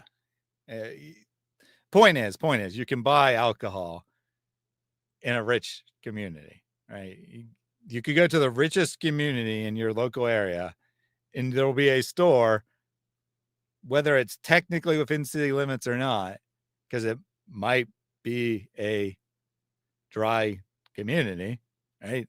You might not be able to buy it in the city limits, but you can go just outside the city limits and buy it. Yeah, true.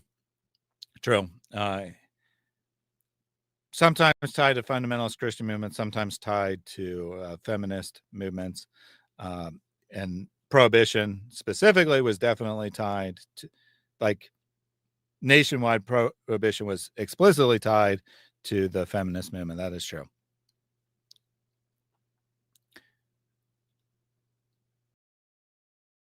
Oh, Houston doesn't have zoning. That's interesting. Yeah, there's zoning laws and whatnot. Point being, if you want alcohol, you can get alcohol. It's not some sort of inner city thing or some kind of black thing or some kind of conspiracy by the white men to oppress the black man or whatever. I mean, you saw the people working at the stores. They were black. Probably the business owner is black. It's not some kind of white racist conspiracy to sell alcohol. That's just silly.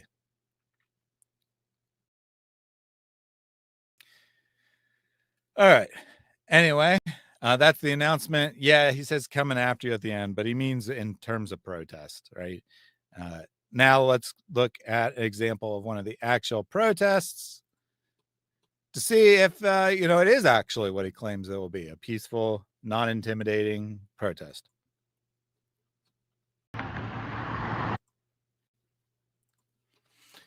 Let me adjust the volume again.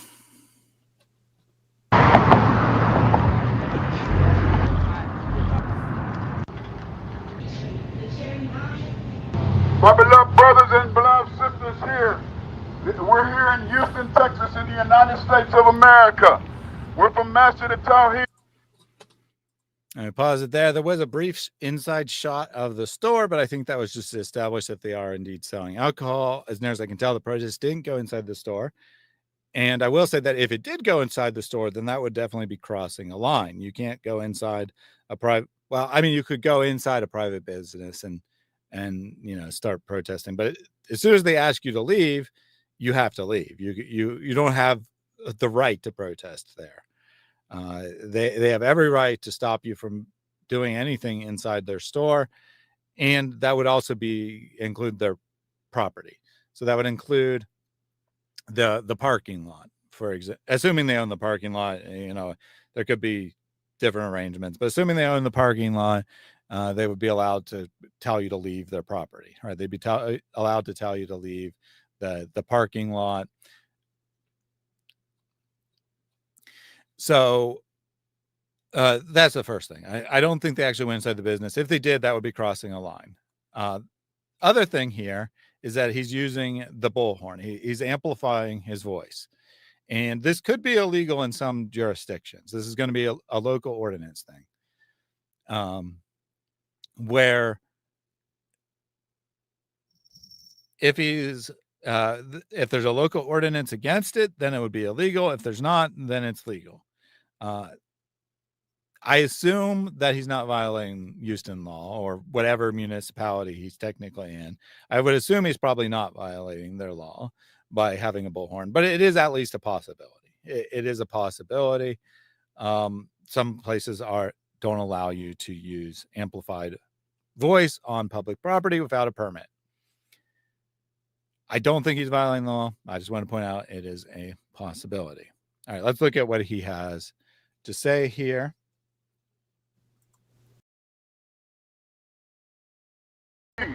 We're standing near a store, a community service store that is owned and operated by a Muslim. The Muslim Islamic code is that we avoid the use and the sale and distribution of pork, alcohol, and gambling products. We ask them not to do this. We can't stop them. Of course, this is the United States of America, and people have the freedom to sell what they want as long as they're supported by the United States government. But in this law, I think it's interesting that he explicitly says that we can't stop them. They have the right to do this. Obviously, he didn't have to say that. I mean, it is true, right? He can't stop them. They do have the right to do this. But I think it's interesting that he chose to say that. Probably he's aware that people might perceive this a certain way, and he wants to try to head that off, and that's why he's saying it. But nothing wrong with asking them to stop selling a product.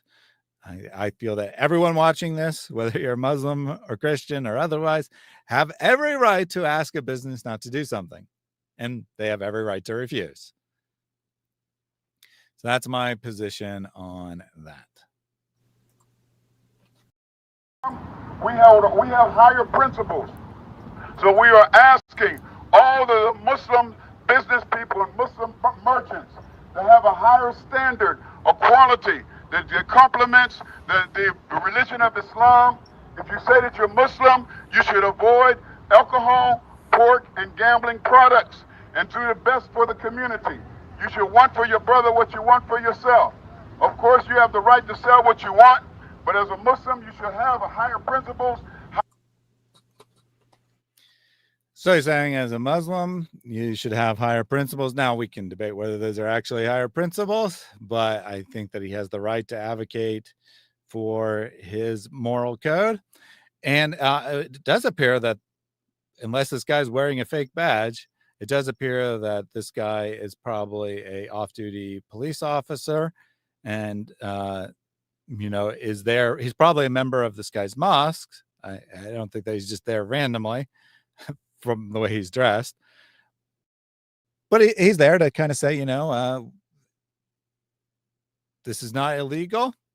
And that could be viewed as intimidation, right? It could be viewed as intimidation. But on the other hand, my church has off-duty police officers to make sure that no one tries to rob the cashier during the festival. Perfectly reasonable, legal thing to do, in my opinion. Higher code of ethics that is supported by the Quran and the Sunnah of Prophet Muhammad, peace be upon him.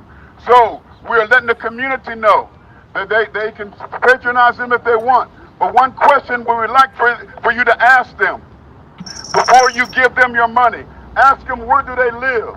Do they really care about this community enough to live around us? We care about the community. So obviously that's a statement that could be viewed as intimidation. Ask them where they live. He probably shouldn't have phrased it that way. That was probably not very wise.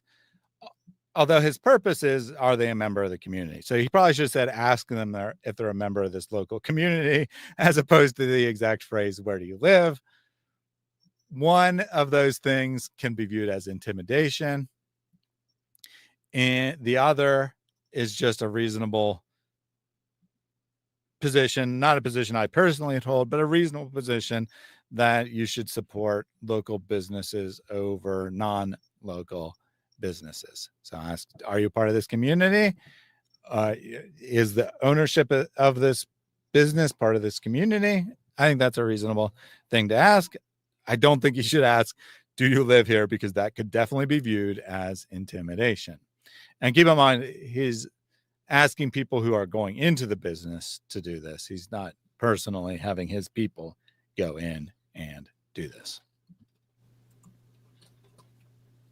We love you and we care. We want the best for you.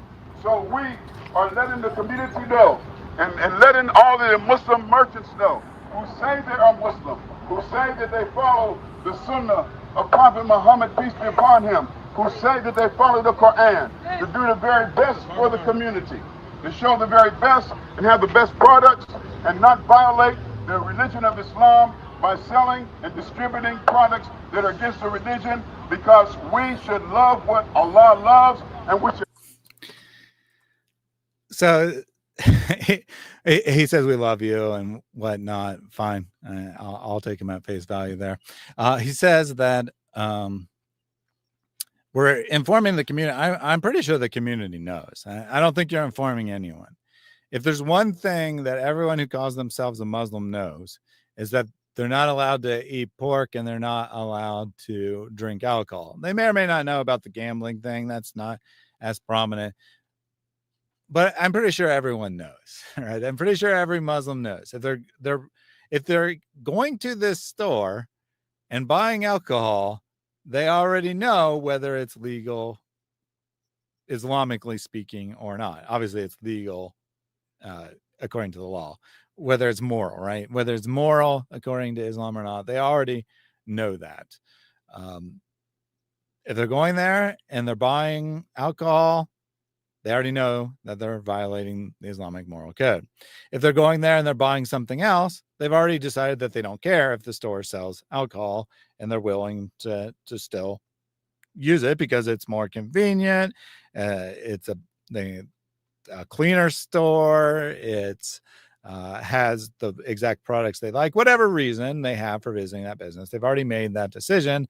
If they're going there, I really don't think he's informing anyone. I think that this is probably completely pointless as far as like actually causing people to boycott the business. Yeah, maybe for the 20 minutes they're standing outside the store, people will avoid it, but then they'll just go in 30 minutes later and said, right. I don't really think that this is going to have any effect on the business. And it could have the opposite effect, that people will be like, well, I want to support that business because they're protesting against it. Therefore, I'll go out of my way to go there. I really don't think that this is an effective strategy. I think it is a legal and moral thing for him to do. I just don't think it's effective. All right, let's get some more of the video. And hate what Allah hates. So we're letting everybody know, do what you want, but we want you to know that we care about you, we love you, want you to have the very best, and we want the Muslims to set a better example of what good merchandising should be. This is what we're here for, and little by little, one by one, we're going to be visiting all of the stores in the neighborhood, particularly the inner city neighborhoods, where the religion of Islam is ignored by not only our enemies. It's bad enough already that the Zionists are imitating Judaism and destroying and killing. And it's always got to be about Palestine, right? It's always got to be about Palestine. We'll get a little rant on Palestine here in a second. Houston said, if you own a business in a community, then yes, you're a member of the community. I guess that's true to some extent, but I mean, okay, so if a national corporation has a franchise or a company-owned store in your neighborhood, does that really mean that, I don't know, since this is a convenience store, let's just say BP, that BP is a member of the community, right? Because they have a gas station and a convenience store in the community. Yeah, probably not. I mean, in some sense, yes, but that's probably not what you mean by a member of the community. And so what he's saying, and these are not nationally owned businesses, right? These are small little shops owned by some local person. So you can go in and you can ask, you know, is this a locally owned business? But the answer is going to be yes. So it's kind of pointless. Just my thoughts.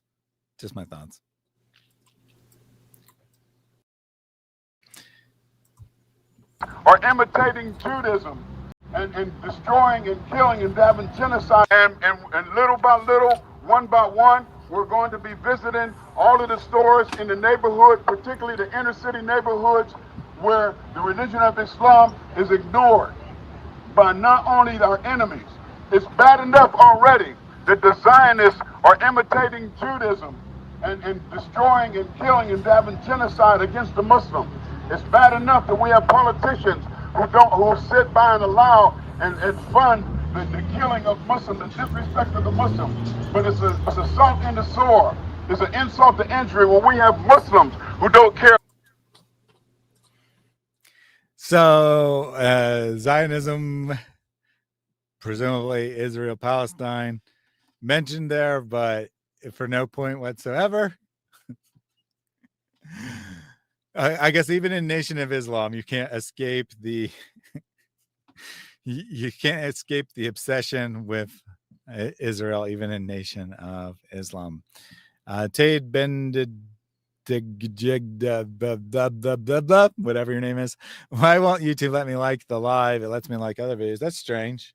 Everyone, be sure to like this video. If you don't like the video, then I know that you support Sharia law and you want Sharia law implemented in your local community. If it won't let you like it, I don't know, refresh the page, try that. It's probably a bug. It probably has nothing to do with YouTube censoring this particular video. We do have a good number of likes on the video. He said Judaism, no Zionism. Well, he said Zionists are imitating Judaism. He said Zionists are imitating Judaism and doing genocide. So yeah, I think if you exit the stream and you re-enter, you'll be able to like it. It's just a YouTube bug. It's not anything against me. But this guy is saying that, you know, this isn't real Judaism. I guess that's at least better than saying it's Judaism. But either way, he's saying, oh, Israel, I brought them up. Why? Who knows? But I did. So there you go. That is his grand contribution to the debate. About the community. We have Muslim people who say that they're Muslims who don't even care enough about the community.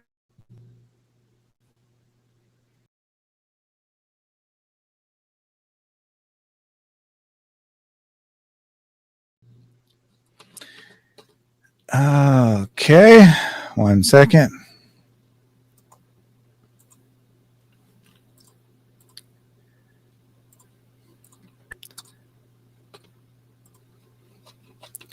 Let's try that again.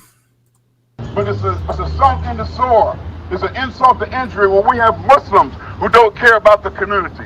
We have Muslim people who say that they're Muslims who don't even care enough about the community, and they're poisoning the community with their drugs, poisoning the community with their alcohol, poisoning the community with their pork, and they don't really care. But we want to let you know that we care about you and we love you and we want the very best for you. Peace be upon you. Assalamu alaikum. That's the end of the video. They're poisoning us with their drugs, which are not forbidden in Islam. Whoop. Sorry about that. Let me reset my volume level.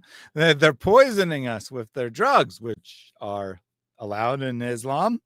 They're poisoning us with their alcohol. Okay. I mean, it's a poison. That is technically true. And most importantly, they're poisoning us with. Since when is pork a poison exactly? I don't know, but it's not allowed. It's not allowed in Islam, so I guess it's a poison. Poison. So yeah, and there's a couple other videos on the guy's TikTok channel, but they're all the same.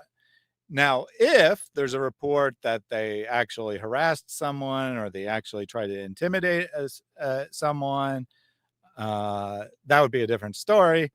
But I'm almost certain that the people who are up in arms about this are only from out of context clips, like him saying, ask them where they live, or saying we're coming after you. But in the full context, it's quite clear that even though it's a poor choice of words, this is in fact a peaceful protest.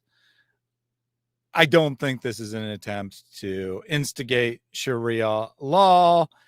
This is simply an attempt to get people to follow a moral code.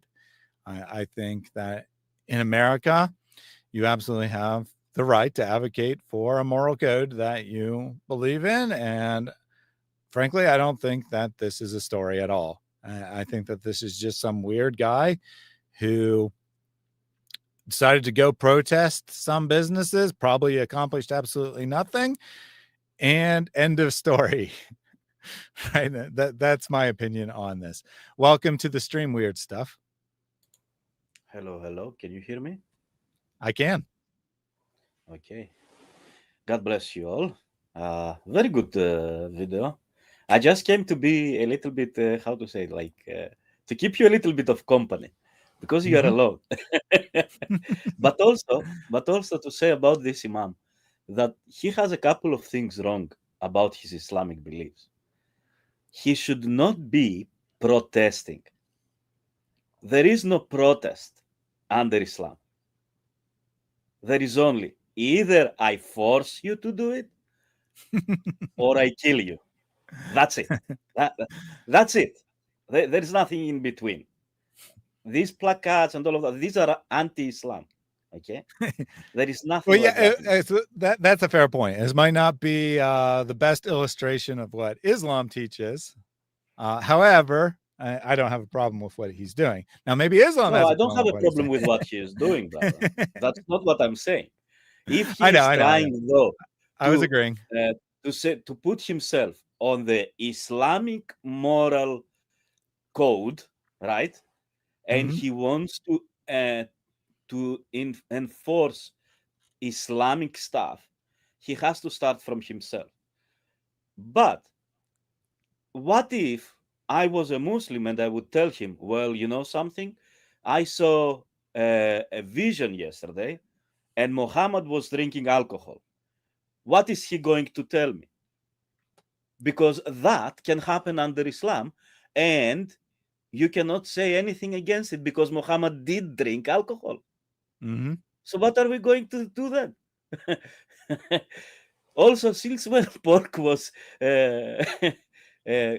what did you say? A poison. Poison, yeah. They're poisoning our community with their pork.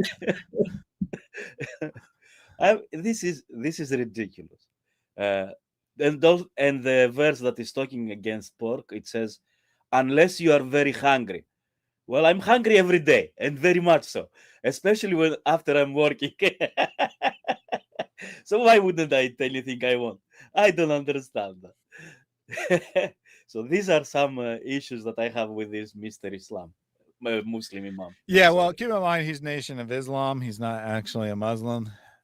So you probably inherit a lot of the violent tendencies, but maybe not quite as explicitly a Nation of Islam.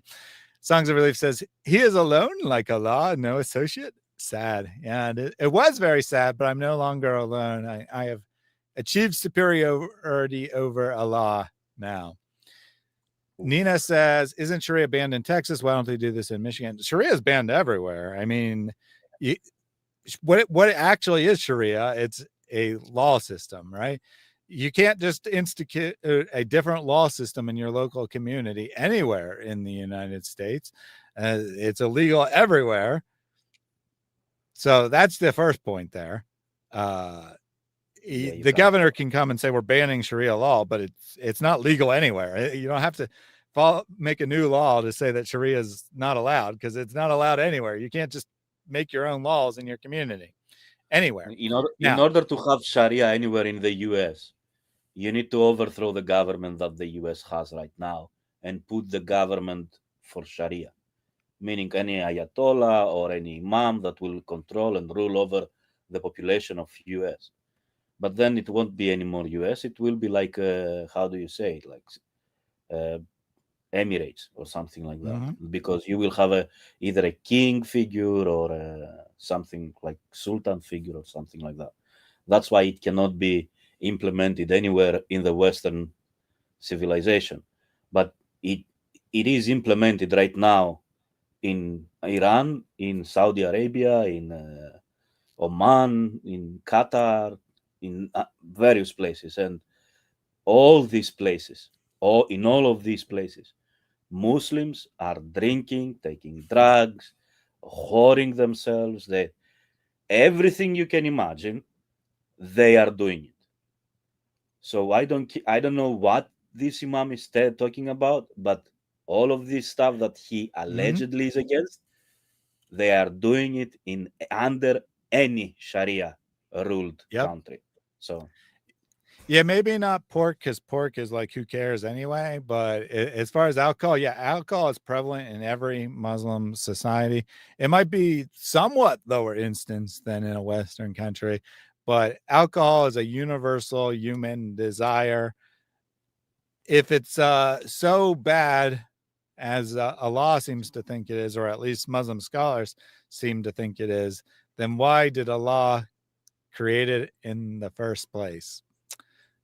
Or allow it to be created, if you're going to claim someone else created it. Another question, another much more great question would be, why would Allah have in Jannah a river of wine if it is banned here? I mean, it doesn't make any sense, because either you are in Jannah and you are away from sin and all of this stuff that you are doing here on earth, or it is just a how to say it, a magnification of what you are doing here. I mean, you can drink as much as you want and nothing will happen to you, something like that. That's why it's a river of alcohol or of wine or something.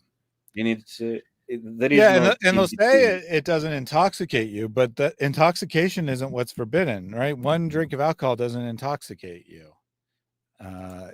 Certainly hand sanitizer doesn't intoxicate you, but Muslims will say, oh, it's got alcohol, you can't use it. It's the alcohol that's forbidden. You can be intoxicated from other drugs in Islam. That's fine. So they'll say, well, the river doesn't intoxicate you. Well, first of all, there's no evidence of that. The Quran says no such thing. It just says there's rivers of alcohol. The natural assumption would be probably you'd get intoxicated. That's why some people drink because they like the taste of alcohol. A lot of people drink because they want to get intoxicated. Yeah. That's the main reason it has appeal to a lot of people. Mostly Muslims drink because they do want to get intoxicated, because they can handle their life as it is. Doesn't matter how rich or poor they are. I know for a fact, because I've been a delivery driver for some time for a company here that are selling halal food, like, you know, pizza, burgers and stuff like that, which are all halal anyways. About from the 10 that they're working inside, another 5 drivers, 14 of them were alcoholics, but they don't know it, because every night they would go home and they would drink alcohol every night. Why? Because they cannot handle their life. They don't have the happiness that we have in Jesus. For example, I was alcoholic like up until my 25 years of age, but I chose not to be anymore. And yet I would still drink, let's say, once every week, a beer or wine or something like that. Okay. But after I accepted Christ, I didn't want the alcohol unless it was a special occasion, birthday, Christmas, Easter. And then I would drink only one glass and that's it. It's not something that I like or I want, but Muslims do want it. And the people that I worked with, some of them also were taking drugs like cocaine or even harder, but most of them do smoke weed. So let this imam say whatever he wants. We know exactly what Muslims are, both in the Western world and in their own Sharia places as well. They don't have happiness. Absolutely. So to answer the second half of Nina's question here, why don't they do this in Michigan? So, I mean, obviously you're referring to only specific areas. The vast majority of Michigan is not under Islamic law in any sense of the term, right? And there's very few Muslims in the vast majority of Michigan, but a couple of very specific places that have very high Muslim populations is a completely separate issue, but it than what we're talking about today.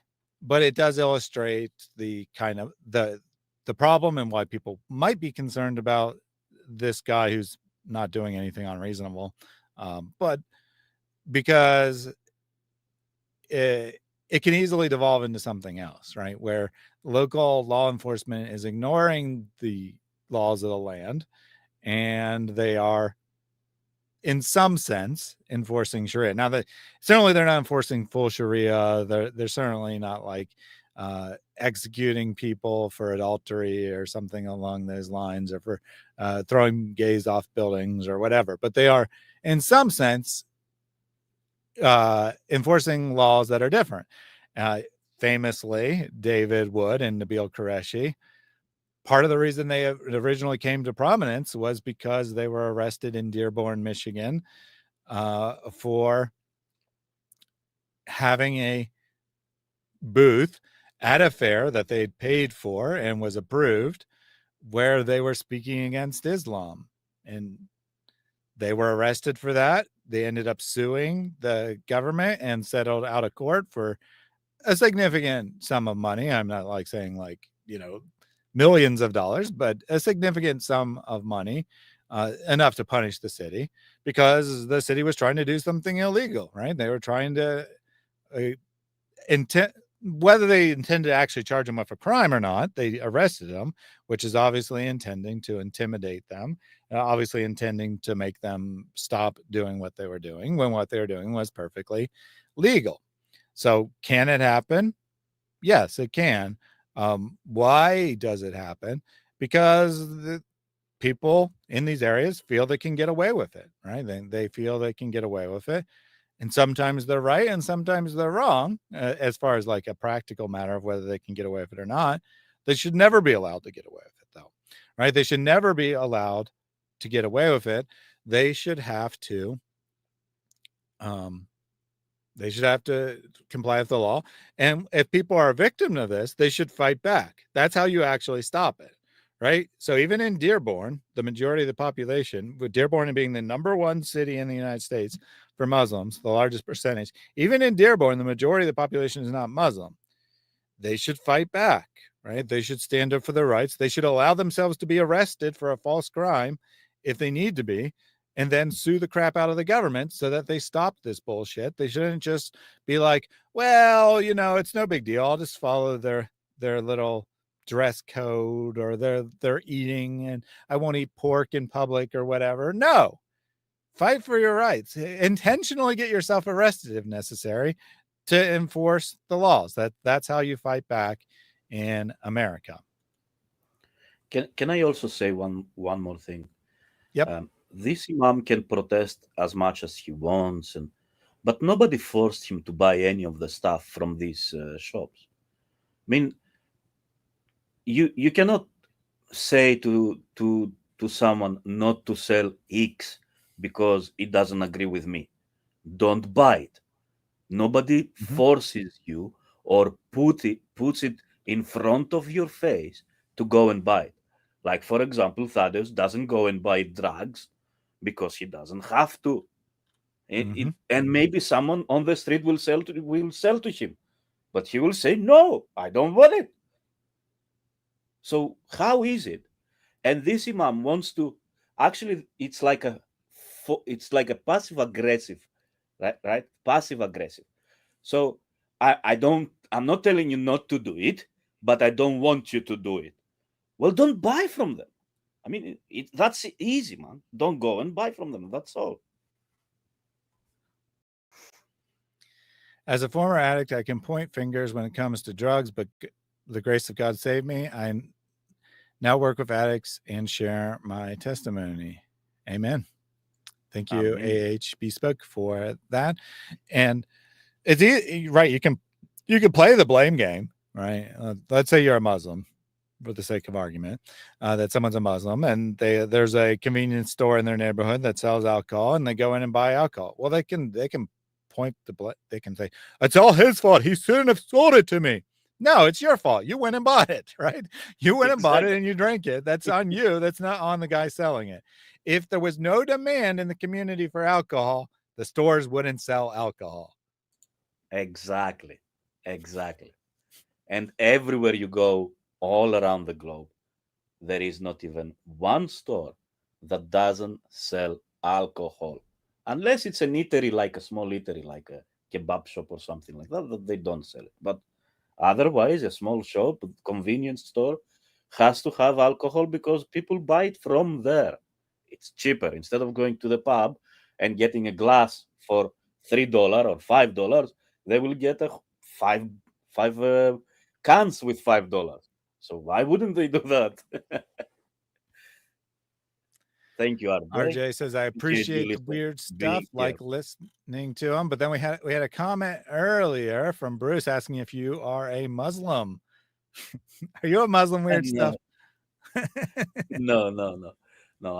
I know a lot about them. The first shop that I worked here was actually an Islamic butchery. So, and to be honest, the person that worked with me, he tried to make me a Muslim. It's on 1st of October, brother, but thank you very much. Oh, not too far away. Not too far away. Just a little bit early. No, it's not far away. Thank you very much. But it will be on 1st of October. So that guy that I worked with, he tried to make me a Muslim because I was an agnostic. But he failed miserably because I accepted Jesus Christ, obviously. So, and then I did work with other Muslims as well as a delivery driver and stuff. I don't have problem to work with them. What I have problem is when they try to tell me how good Islam is and blah blah blah.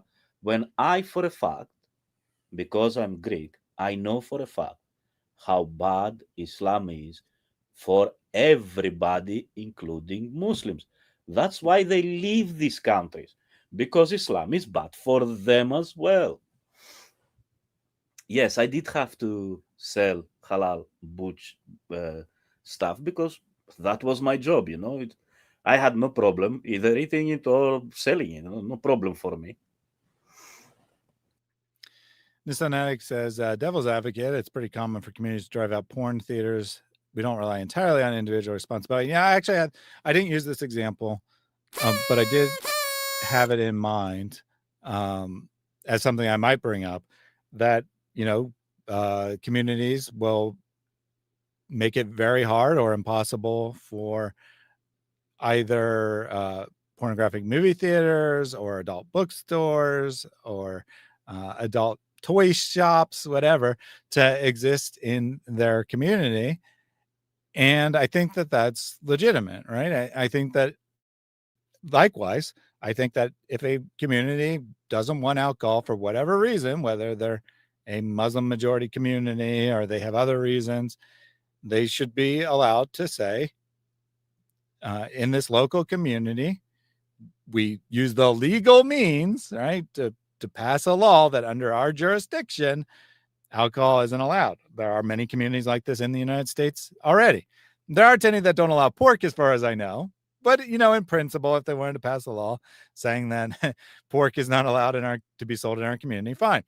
What they can't do, however, is then pass a law that says someone who drinks alcohol in our community, it goes to jail.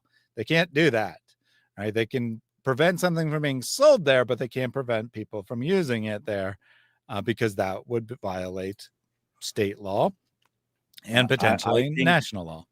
I think they cannot I think they cannot push a law that they cannot sell X thing in their community either.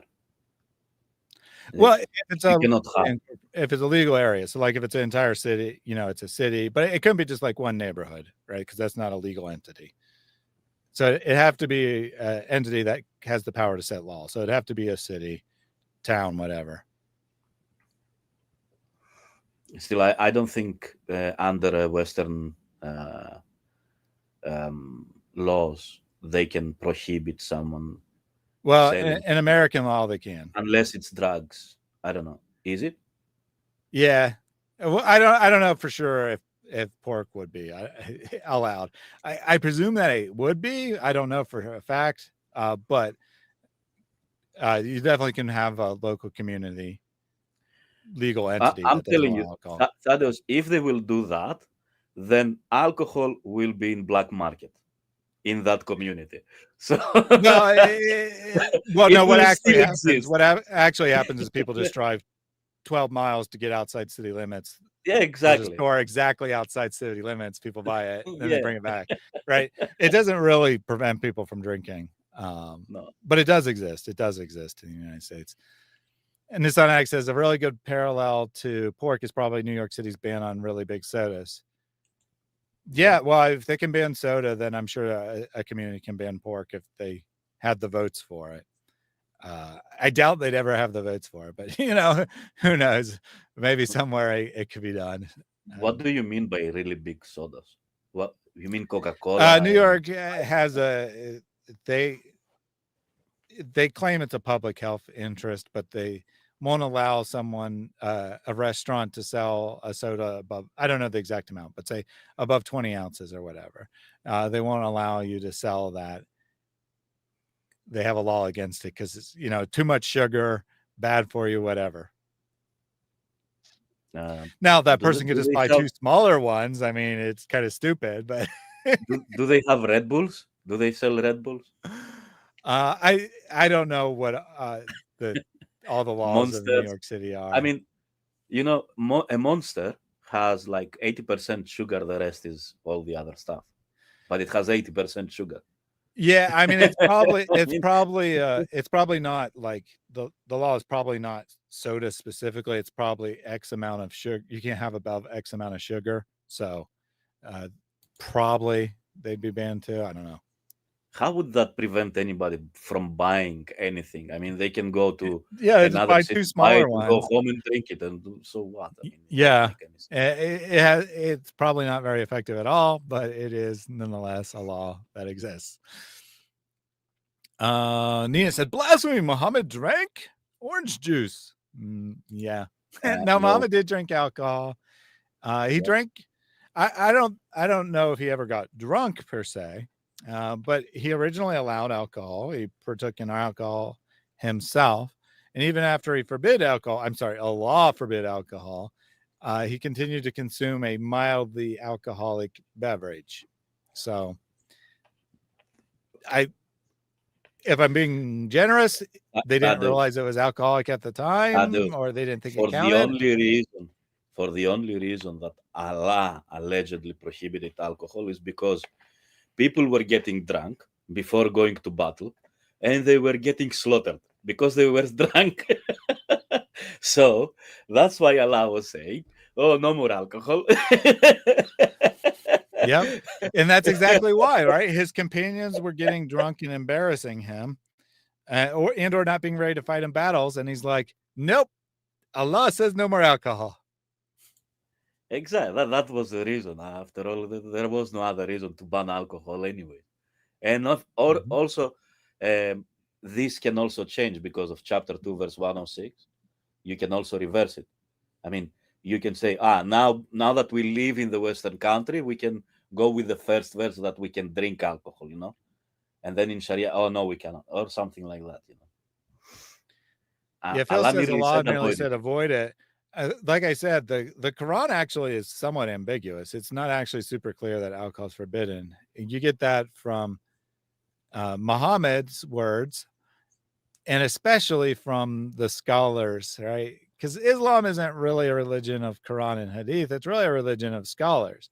Scholarly consensus determines what's legal and illegal under Sharia, not the words of the Quran. And you say, well, that's a triviality. They're going based on the Quran. Well, yes and no, right? Because the verses can be abrogated without you knowing it, right? The verse can be there, and the legal implication could have been abrogated. Or the verse could be gone, but the legal implication is still valid. So, like the verses that the goat ate. Mm-hmm. Yes, alcohol and games of chance are best avoided. Yeah, I think that's fair, right? And I think that's very consistent with the biblical principle that alcohol, while not forbidden, is something that should be used in moderation. Being drunk, being out of control of your senses, that is forbidden. And, by consequence, avoiding it entirely might be viable, might be a good idea. Again, I don't personally drink, but it's not because of a moral. I don't see a moral problem with drinking per se. I just don't enjoy alcohol. I mean, that's just the reality. I don't like the taste of alcohol, and I don't want to get drunk. So if I don't like the taste, why in the world would I consume alcohol? But in any case, same idea of games of chance, right? There's not like a specific prohibition against gambling, but practically it's a good idea to avoid gambling. It doesn't benefit you and is connected with all kinds of things that are actually sinful. So it's very easy to go from gambling, which is not technically sinful, to doing sinful things in the same time. I would say good idea to avoid it. Now, you can't avoid all forms of chance, right? There's tons of things that are chance based that wouldn't be considered even gambling. I mean, they're you could technically say they're gambling, but if they're not like for money, then there's no like implication of that. Anyway, just my I would thoughts. say that whatever actually would make your life from bad to miserable, or Yeah, from what exactly. it is to miserable, better avoid it, because the devil is hiding right behind that stuff. Devil wants you to be miserable. He wants you to Mm-hmm. abandon God, and he will do it using those stuff against you. So it's better to avoid it, to control yourself. If you go out, drink a couple of beers or whatever you want, but don't exaggerate, don't get drunk. uh, if you want to gamble, let's say $100 per 10 years, nobody will stop you, but don't exaggerate there, because you are going to lose not only your money, your wealth, whatever it is, but also it might cause you to start stealing, or being bad with your spouses, being bad with your kids, with your family members, Mm-hmm. anything, with your friends. So it will cause you to go and start being sinful for absolutely no reason. There is no sin behind it, but it will lead you, because you will use pride. Oh, I can do it now. I can do it. That's pride, you know. Mm-hmm. I will do it. I will win. No, we will never win, because the other guy wins in these games. The other guy wins in these games. You don't win. You only lose. So better not do it. That's it. I think that's a good advice. Just a girl said so many things aren't technically sin, but lead to it, like drinking. You can drink just fine, but then you risk getting drunk, which is a sin. And that leads, and then that sin leads to more sin. Or, I mean, even if you don't get drunk, it can easily lead to sin because, slippery slope idea. You're involving yourself in potentially involving you in situations that make it easy to sin. Like, for example, you go to a bar. All right, going to a bar is not sinful in and of itself, but what is the purposes that many people use bars for? Two things. One is drinking. The other is picking up people of the opposite sex for sexual Yeah, activity, which so you're yeah, putting yourself in a situation where most people are there for two things that you don't want to do, or at least I hope you don't want to do, right? That are sinful to do. Let's put it that way. and therefore, why are you putting yourself in that situation? Not a good idea. And that's the general biblical principle, right? Under Christ, we're not supposed to follow a rigid set of rules and say, this is on this side of what's technically allowed and this is on that side of what's technically allowed, and I'm going to follow that technical line right down the no, that's not what we're called to do at all, right? We're called to live according to moral principles as Christians, and that's something that isn't automatically a sin. Like, there are things that are automatically a sin, but things that aren't automatically a sin can become sinful in the right circumstances. I'll give an example. I'll give an example. In first, I think in First Corinthians. Is it in First Corinthians? I think it is. Paul is talking about people that are not taking the communion the right way. What they were doing? They were taking the wine and they were becoming drunks. They were eating everything. They were coming into the communion and they were eating and they were becoming like, I don't know, full, and other people wouldn't have anything. So what they were doing is becoming greedy. Drunkards, greedy. They would eat a lot. I don't remember how is obese. They were becoming obese and all of that. So, for crying out loud, we have wine and bread in our communion, and we take a glass of wine, a small glass of wine, and a piece of bread to be in the communion of Christ, to take that as a memory of what he has done for us. If alcohol was prohibited as per se, why didn't Jesus give us water and cheese, for example? Well, I mean, it would be the easiest way to say, oh, you know something, alcohol is prohibited. So from now on, you are going to drink water and cheese in my memory, you know? But he didn't do that. He made a symbol of wine and bread so that the red wine and the bread would unite us under the understanding that everything has to be done with grace, humility, and we have to control ourselves. So I think that's how we have to act as Christians. We don't need to be drunkards here. We don't. Yes, We don't exactly. have. We don't need that. Perfect example there. We got 20 gifted memberships from Nissan Attic.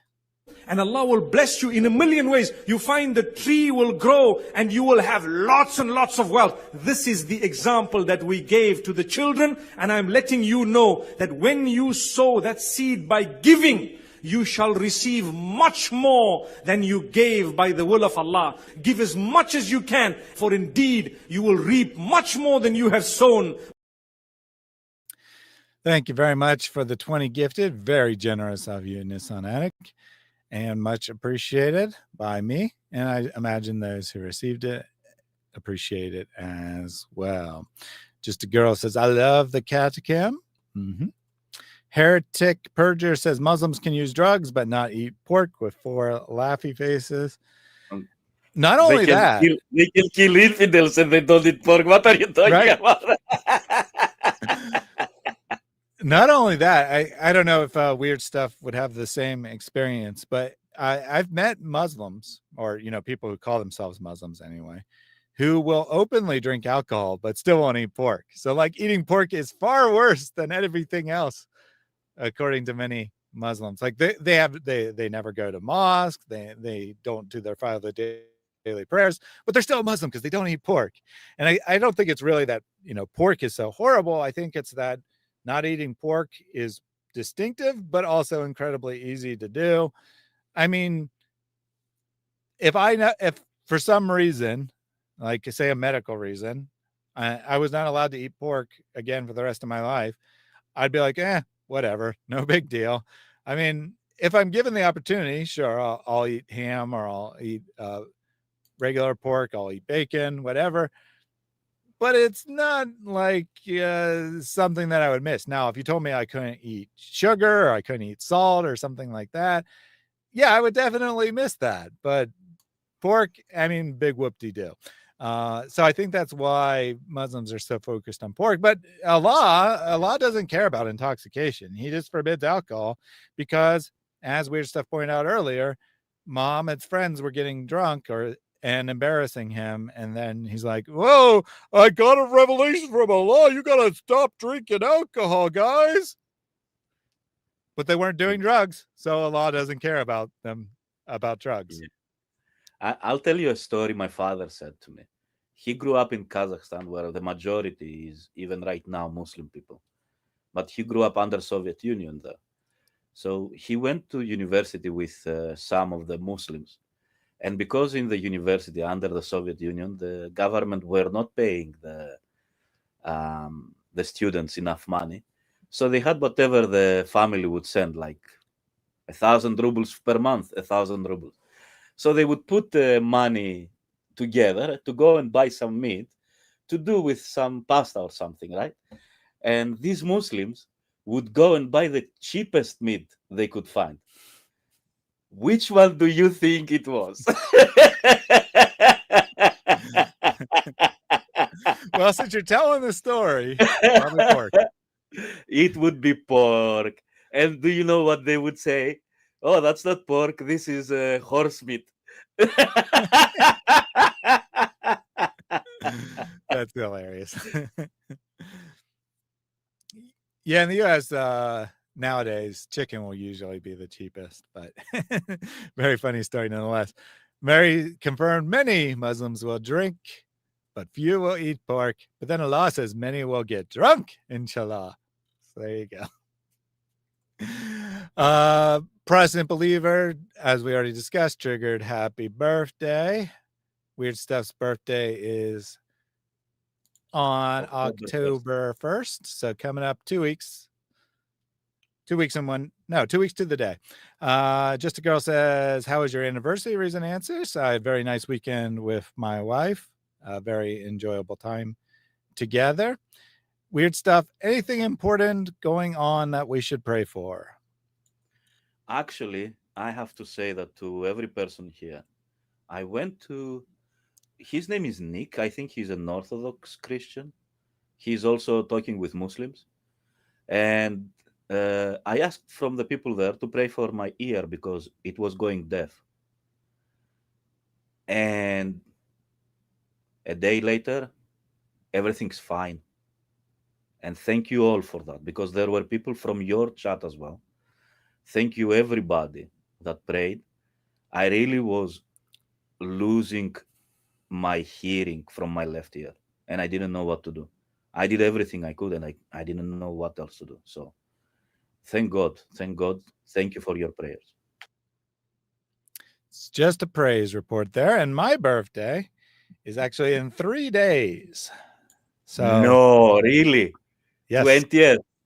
September 20th. Yes. Oh, wow. Wow. Okay. Thank you. So coming up tomorrow, I'll be streaming with Mary. We'll be looking at a debate on Muhammad in the Bible by Orthodox Muslim. I mean, verse some Christian, of course, but we're going to be looking at Orthodox Muslims' claims about Muhammad in the Bible tomorrow on this channel Friday evening. Muhammad Friday in the Bible. Yep, Muhammad in the Bible. No. Still, they still believe that, don't they? They still believe. Well, they're forced to. Although, actually, I'm not quite sure the obsession, right? Because in theory, in the Bible is corrupted. If the Bible is corrupted, whatever it says, it doesn't agree. I mean, you can't have it both ways. You can't say the book is corrupted, but we can find Muhammad there. Maybe it's someone else because it is corrupted. I know, brother. I know you're Edvan. I know you're Edvan Haaland, bro. I know, bro. I know. Okay. I know. I understood that it is you. Anyway, yeah. So I actually don't understand the obsession. I was going to say, well, they're forced to by their God, but their God tells them that he affirms the scriptures, right? He affirms the Bible and the Torah, and they have no problem saying it's corrupted. So if they say it's corrupted, why don't they just say, yeah, Muhammad was found there, but it's corrupted now and he's no longer found? Yeah, that would be more acceptable, brother. That would be more acceptable. I know. Instead of trying to find it right now in their opinion, in a corrupted Bible, because it doesn't make any sense right now. Okay, if the Bible was not corrupted in their belief, then they would have to abandon Islam, because the Islam actually contradicts the whole Bible. It doesn't contradict only one, but the core belief within the Bible, it contradicts it. Not only that, you cannot find any Muhammad there. You just can't. Yep, that's why they are forced to say, the Bible is corrupted. It can't be corrupted because it affirms it. But if it affirms it and it's also contradicts it, then the Quran is false. You cannot have it both ways. I don't know what to say, man.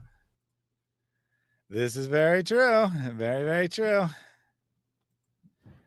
So tomorrow, Mary and I will be streaming on Muhammad in the Bible on this channel. Friday evening, we'll be on Apologetics Roadshow. Same general topic, not same debate, though. So on Thursday, Mary and I are looking at Orthodox Muslim on Muhammad in the Bible. On Friday, we'll be on an Apologetics Roadshow and looking at Dean Responds on Muhammad in the Bible. As stated, Saturday is my birthday. I haven't finalized plans, but I'm thinking I'll probably try to stream all day, just have a community hangout. People can come in, ask questions, do whatever they want. While, not doing answering an audience question or whatever, I will watch and react to Muslim videos. I'll try to get some of my apologist friends in here, see who wants to join us on Saturday. I'll probably stream all day, but other people will probably just drop by for an hour or whatever. That's how I envision it anyway. We'll see what happens. That is the plan, however, at this time. Again, not finalized, but as far as Saturday goes, tomorrow, Mary, 1 o'clock, same time this one started. Friday, 8 p.m. on David's channel, so 7 hours later than this one started. Obviously, not necessarily 1 o'clock in your time zone, or 1/8 o'clock in your time zone, but this start time or 7 hours later than this start time on Friday. And then Saturday, probably I do all day, 1 to 8, 1 to 9, something like that. But not finalized yet. We do have a new super chat from Jesse. Who ate the apple? You ate the apple. The whole apple. Yes, the whole apple. You ate it. But a small seed, you left it. You put it back into the earth. What happened? Allah, through His power, caused that to grow and to give you how many apples? Thousands. Thousands of apples. Hey, we started with the apple song, and then we end with thousands of apples. Jesse says it won't be called Sharia law. It will be called an HOA. I will implement as much Islam as I can under this guise. Well, the homeowners association can only tell you what to do with your property. It can't tell you what to do with your life. HOAs are notoriously crappy. But they can only tell you what to do with your property, right? They can tell you not to put signs in your yard, or you have to mow your grass as soon as it gets half an inch long, and you have to have nice paint on the outside of your house and whatnot. You can't build a shed, you can't build a pool, or you have to have a fence, or it can tell you all kinds of things about your property. But I can't really tell you anything related to Sharia that it comes to my mind anyway. Not to say that someone might not try it, but it probably would not stand up constitutionally if someone tried to say, well, our homeowners association says you have to attend the mosque every Friday evening. Yeah, I don't think that works. I think it has to be related to the property, and obviously attending a mosque or anything else, or you're not drinking alcohol, or not consuming pork, or having multiple wives, or whatever, right? Anything related to that, I don't think it's going to cut it. Pretty sure it's not going to cut it. All right. Thank you all for tuning in today, and thank you for that donation. Thank you to everyone who gave donations today. Your support makes these streams possible. If you haven't checked it out already, I forgot to say it at the start, and it's still pinned there. If you haven't checked it out already, be sure to check out my video, Who Really Killed Charlie Kirk, in which I look at all the Dawa's insane idea about who killed Charlie Kirk. It was the Jews, of course, right? The Jews, they killed. Well, he would say Zionists, but the Mossad. The Mossad killed them. The Mossad. Benjamin Netanyahu and Mossad, out those Zionist freaks. So check out that analysis of his little argument if you want some laughs. At the last portion, I explain the Muslim mindset, why they're so obsessed with Jewish people and Judaism. So check that out if you haven't already done so. Would appreciate that. Until we meet again, God bless everyone, and we'll close out with the words of Pastor Jake. Pray this ceaselessly. Lord Jesus Christ, Son of God, have mercy on me. Lord Jesus Christ, Son of God, have mercy on me. Lord Jesus Christ, Son of God, have mercy on me.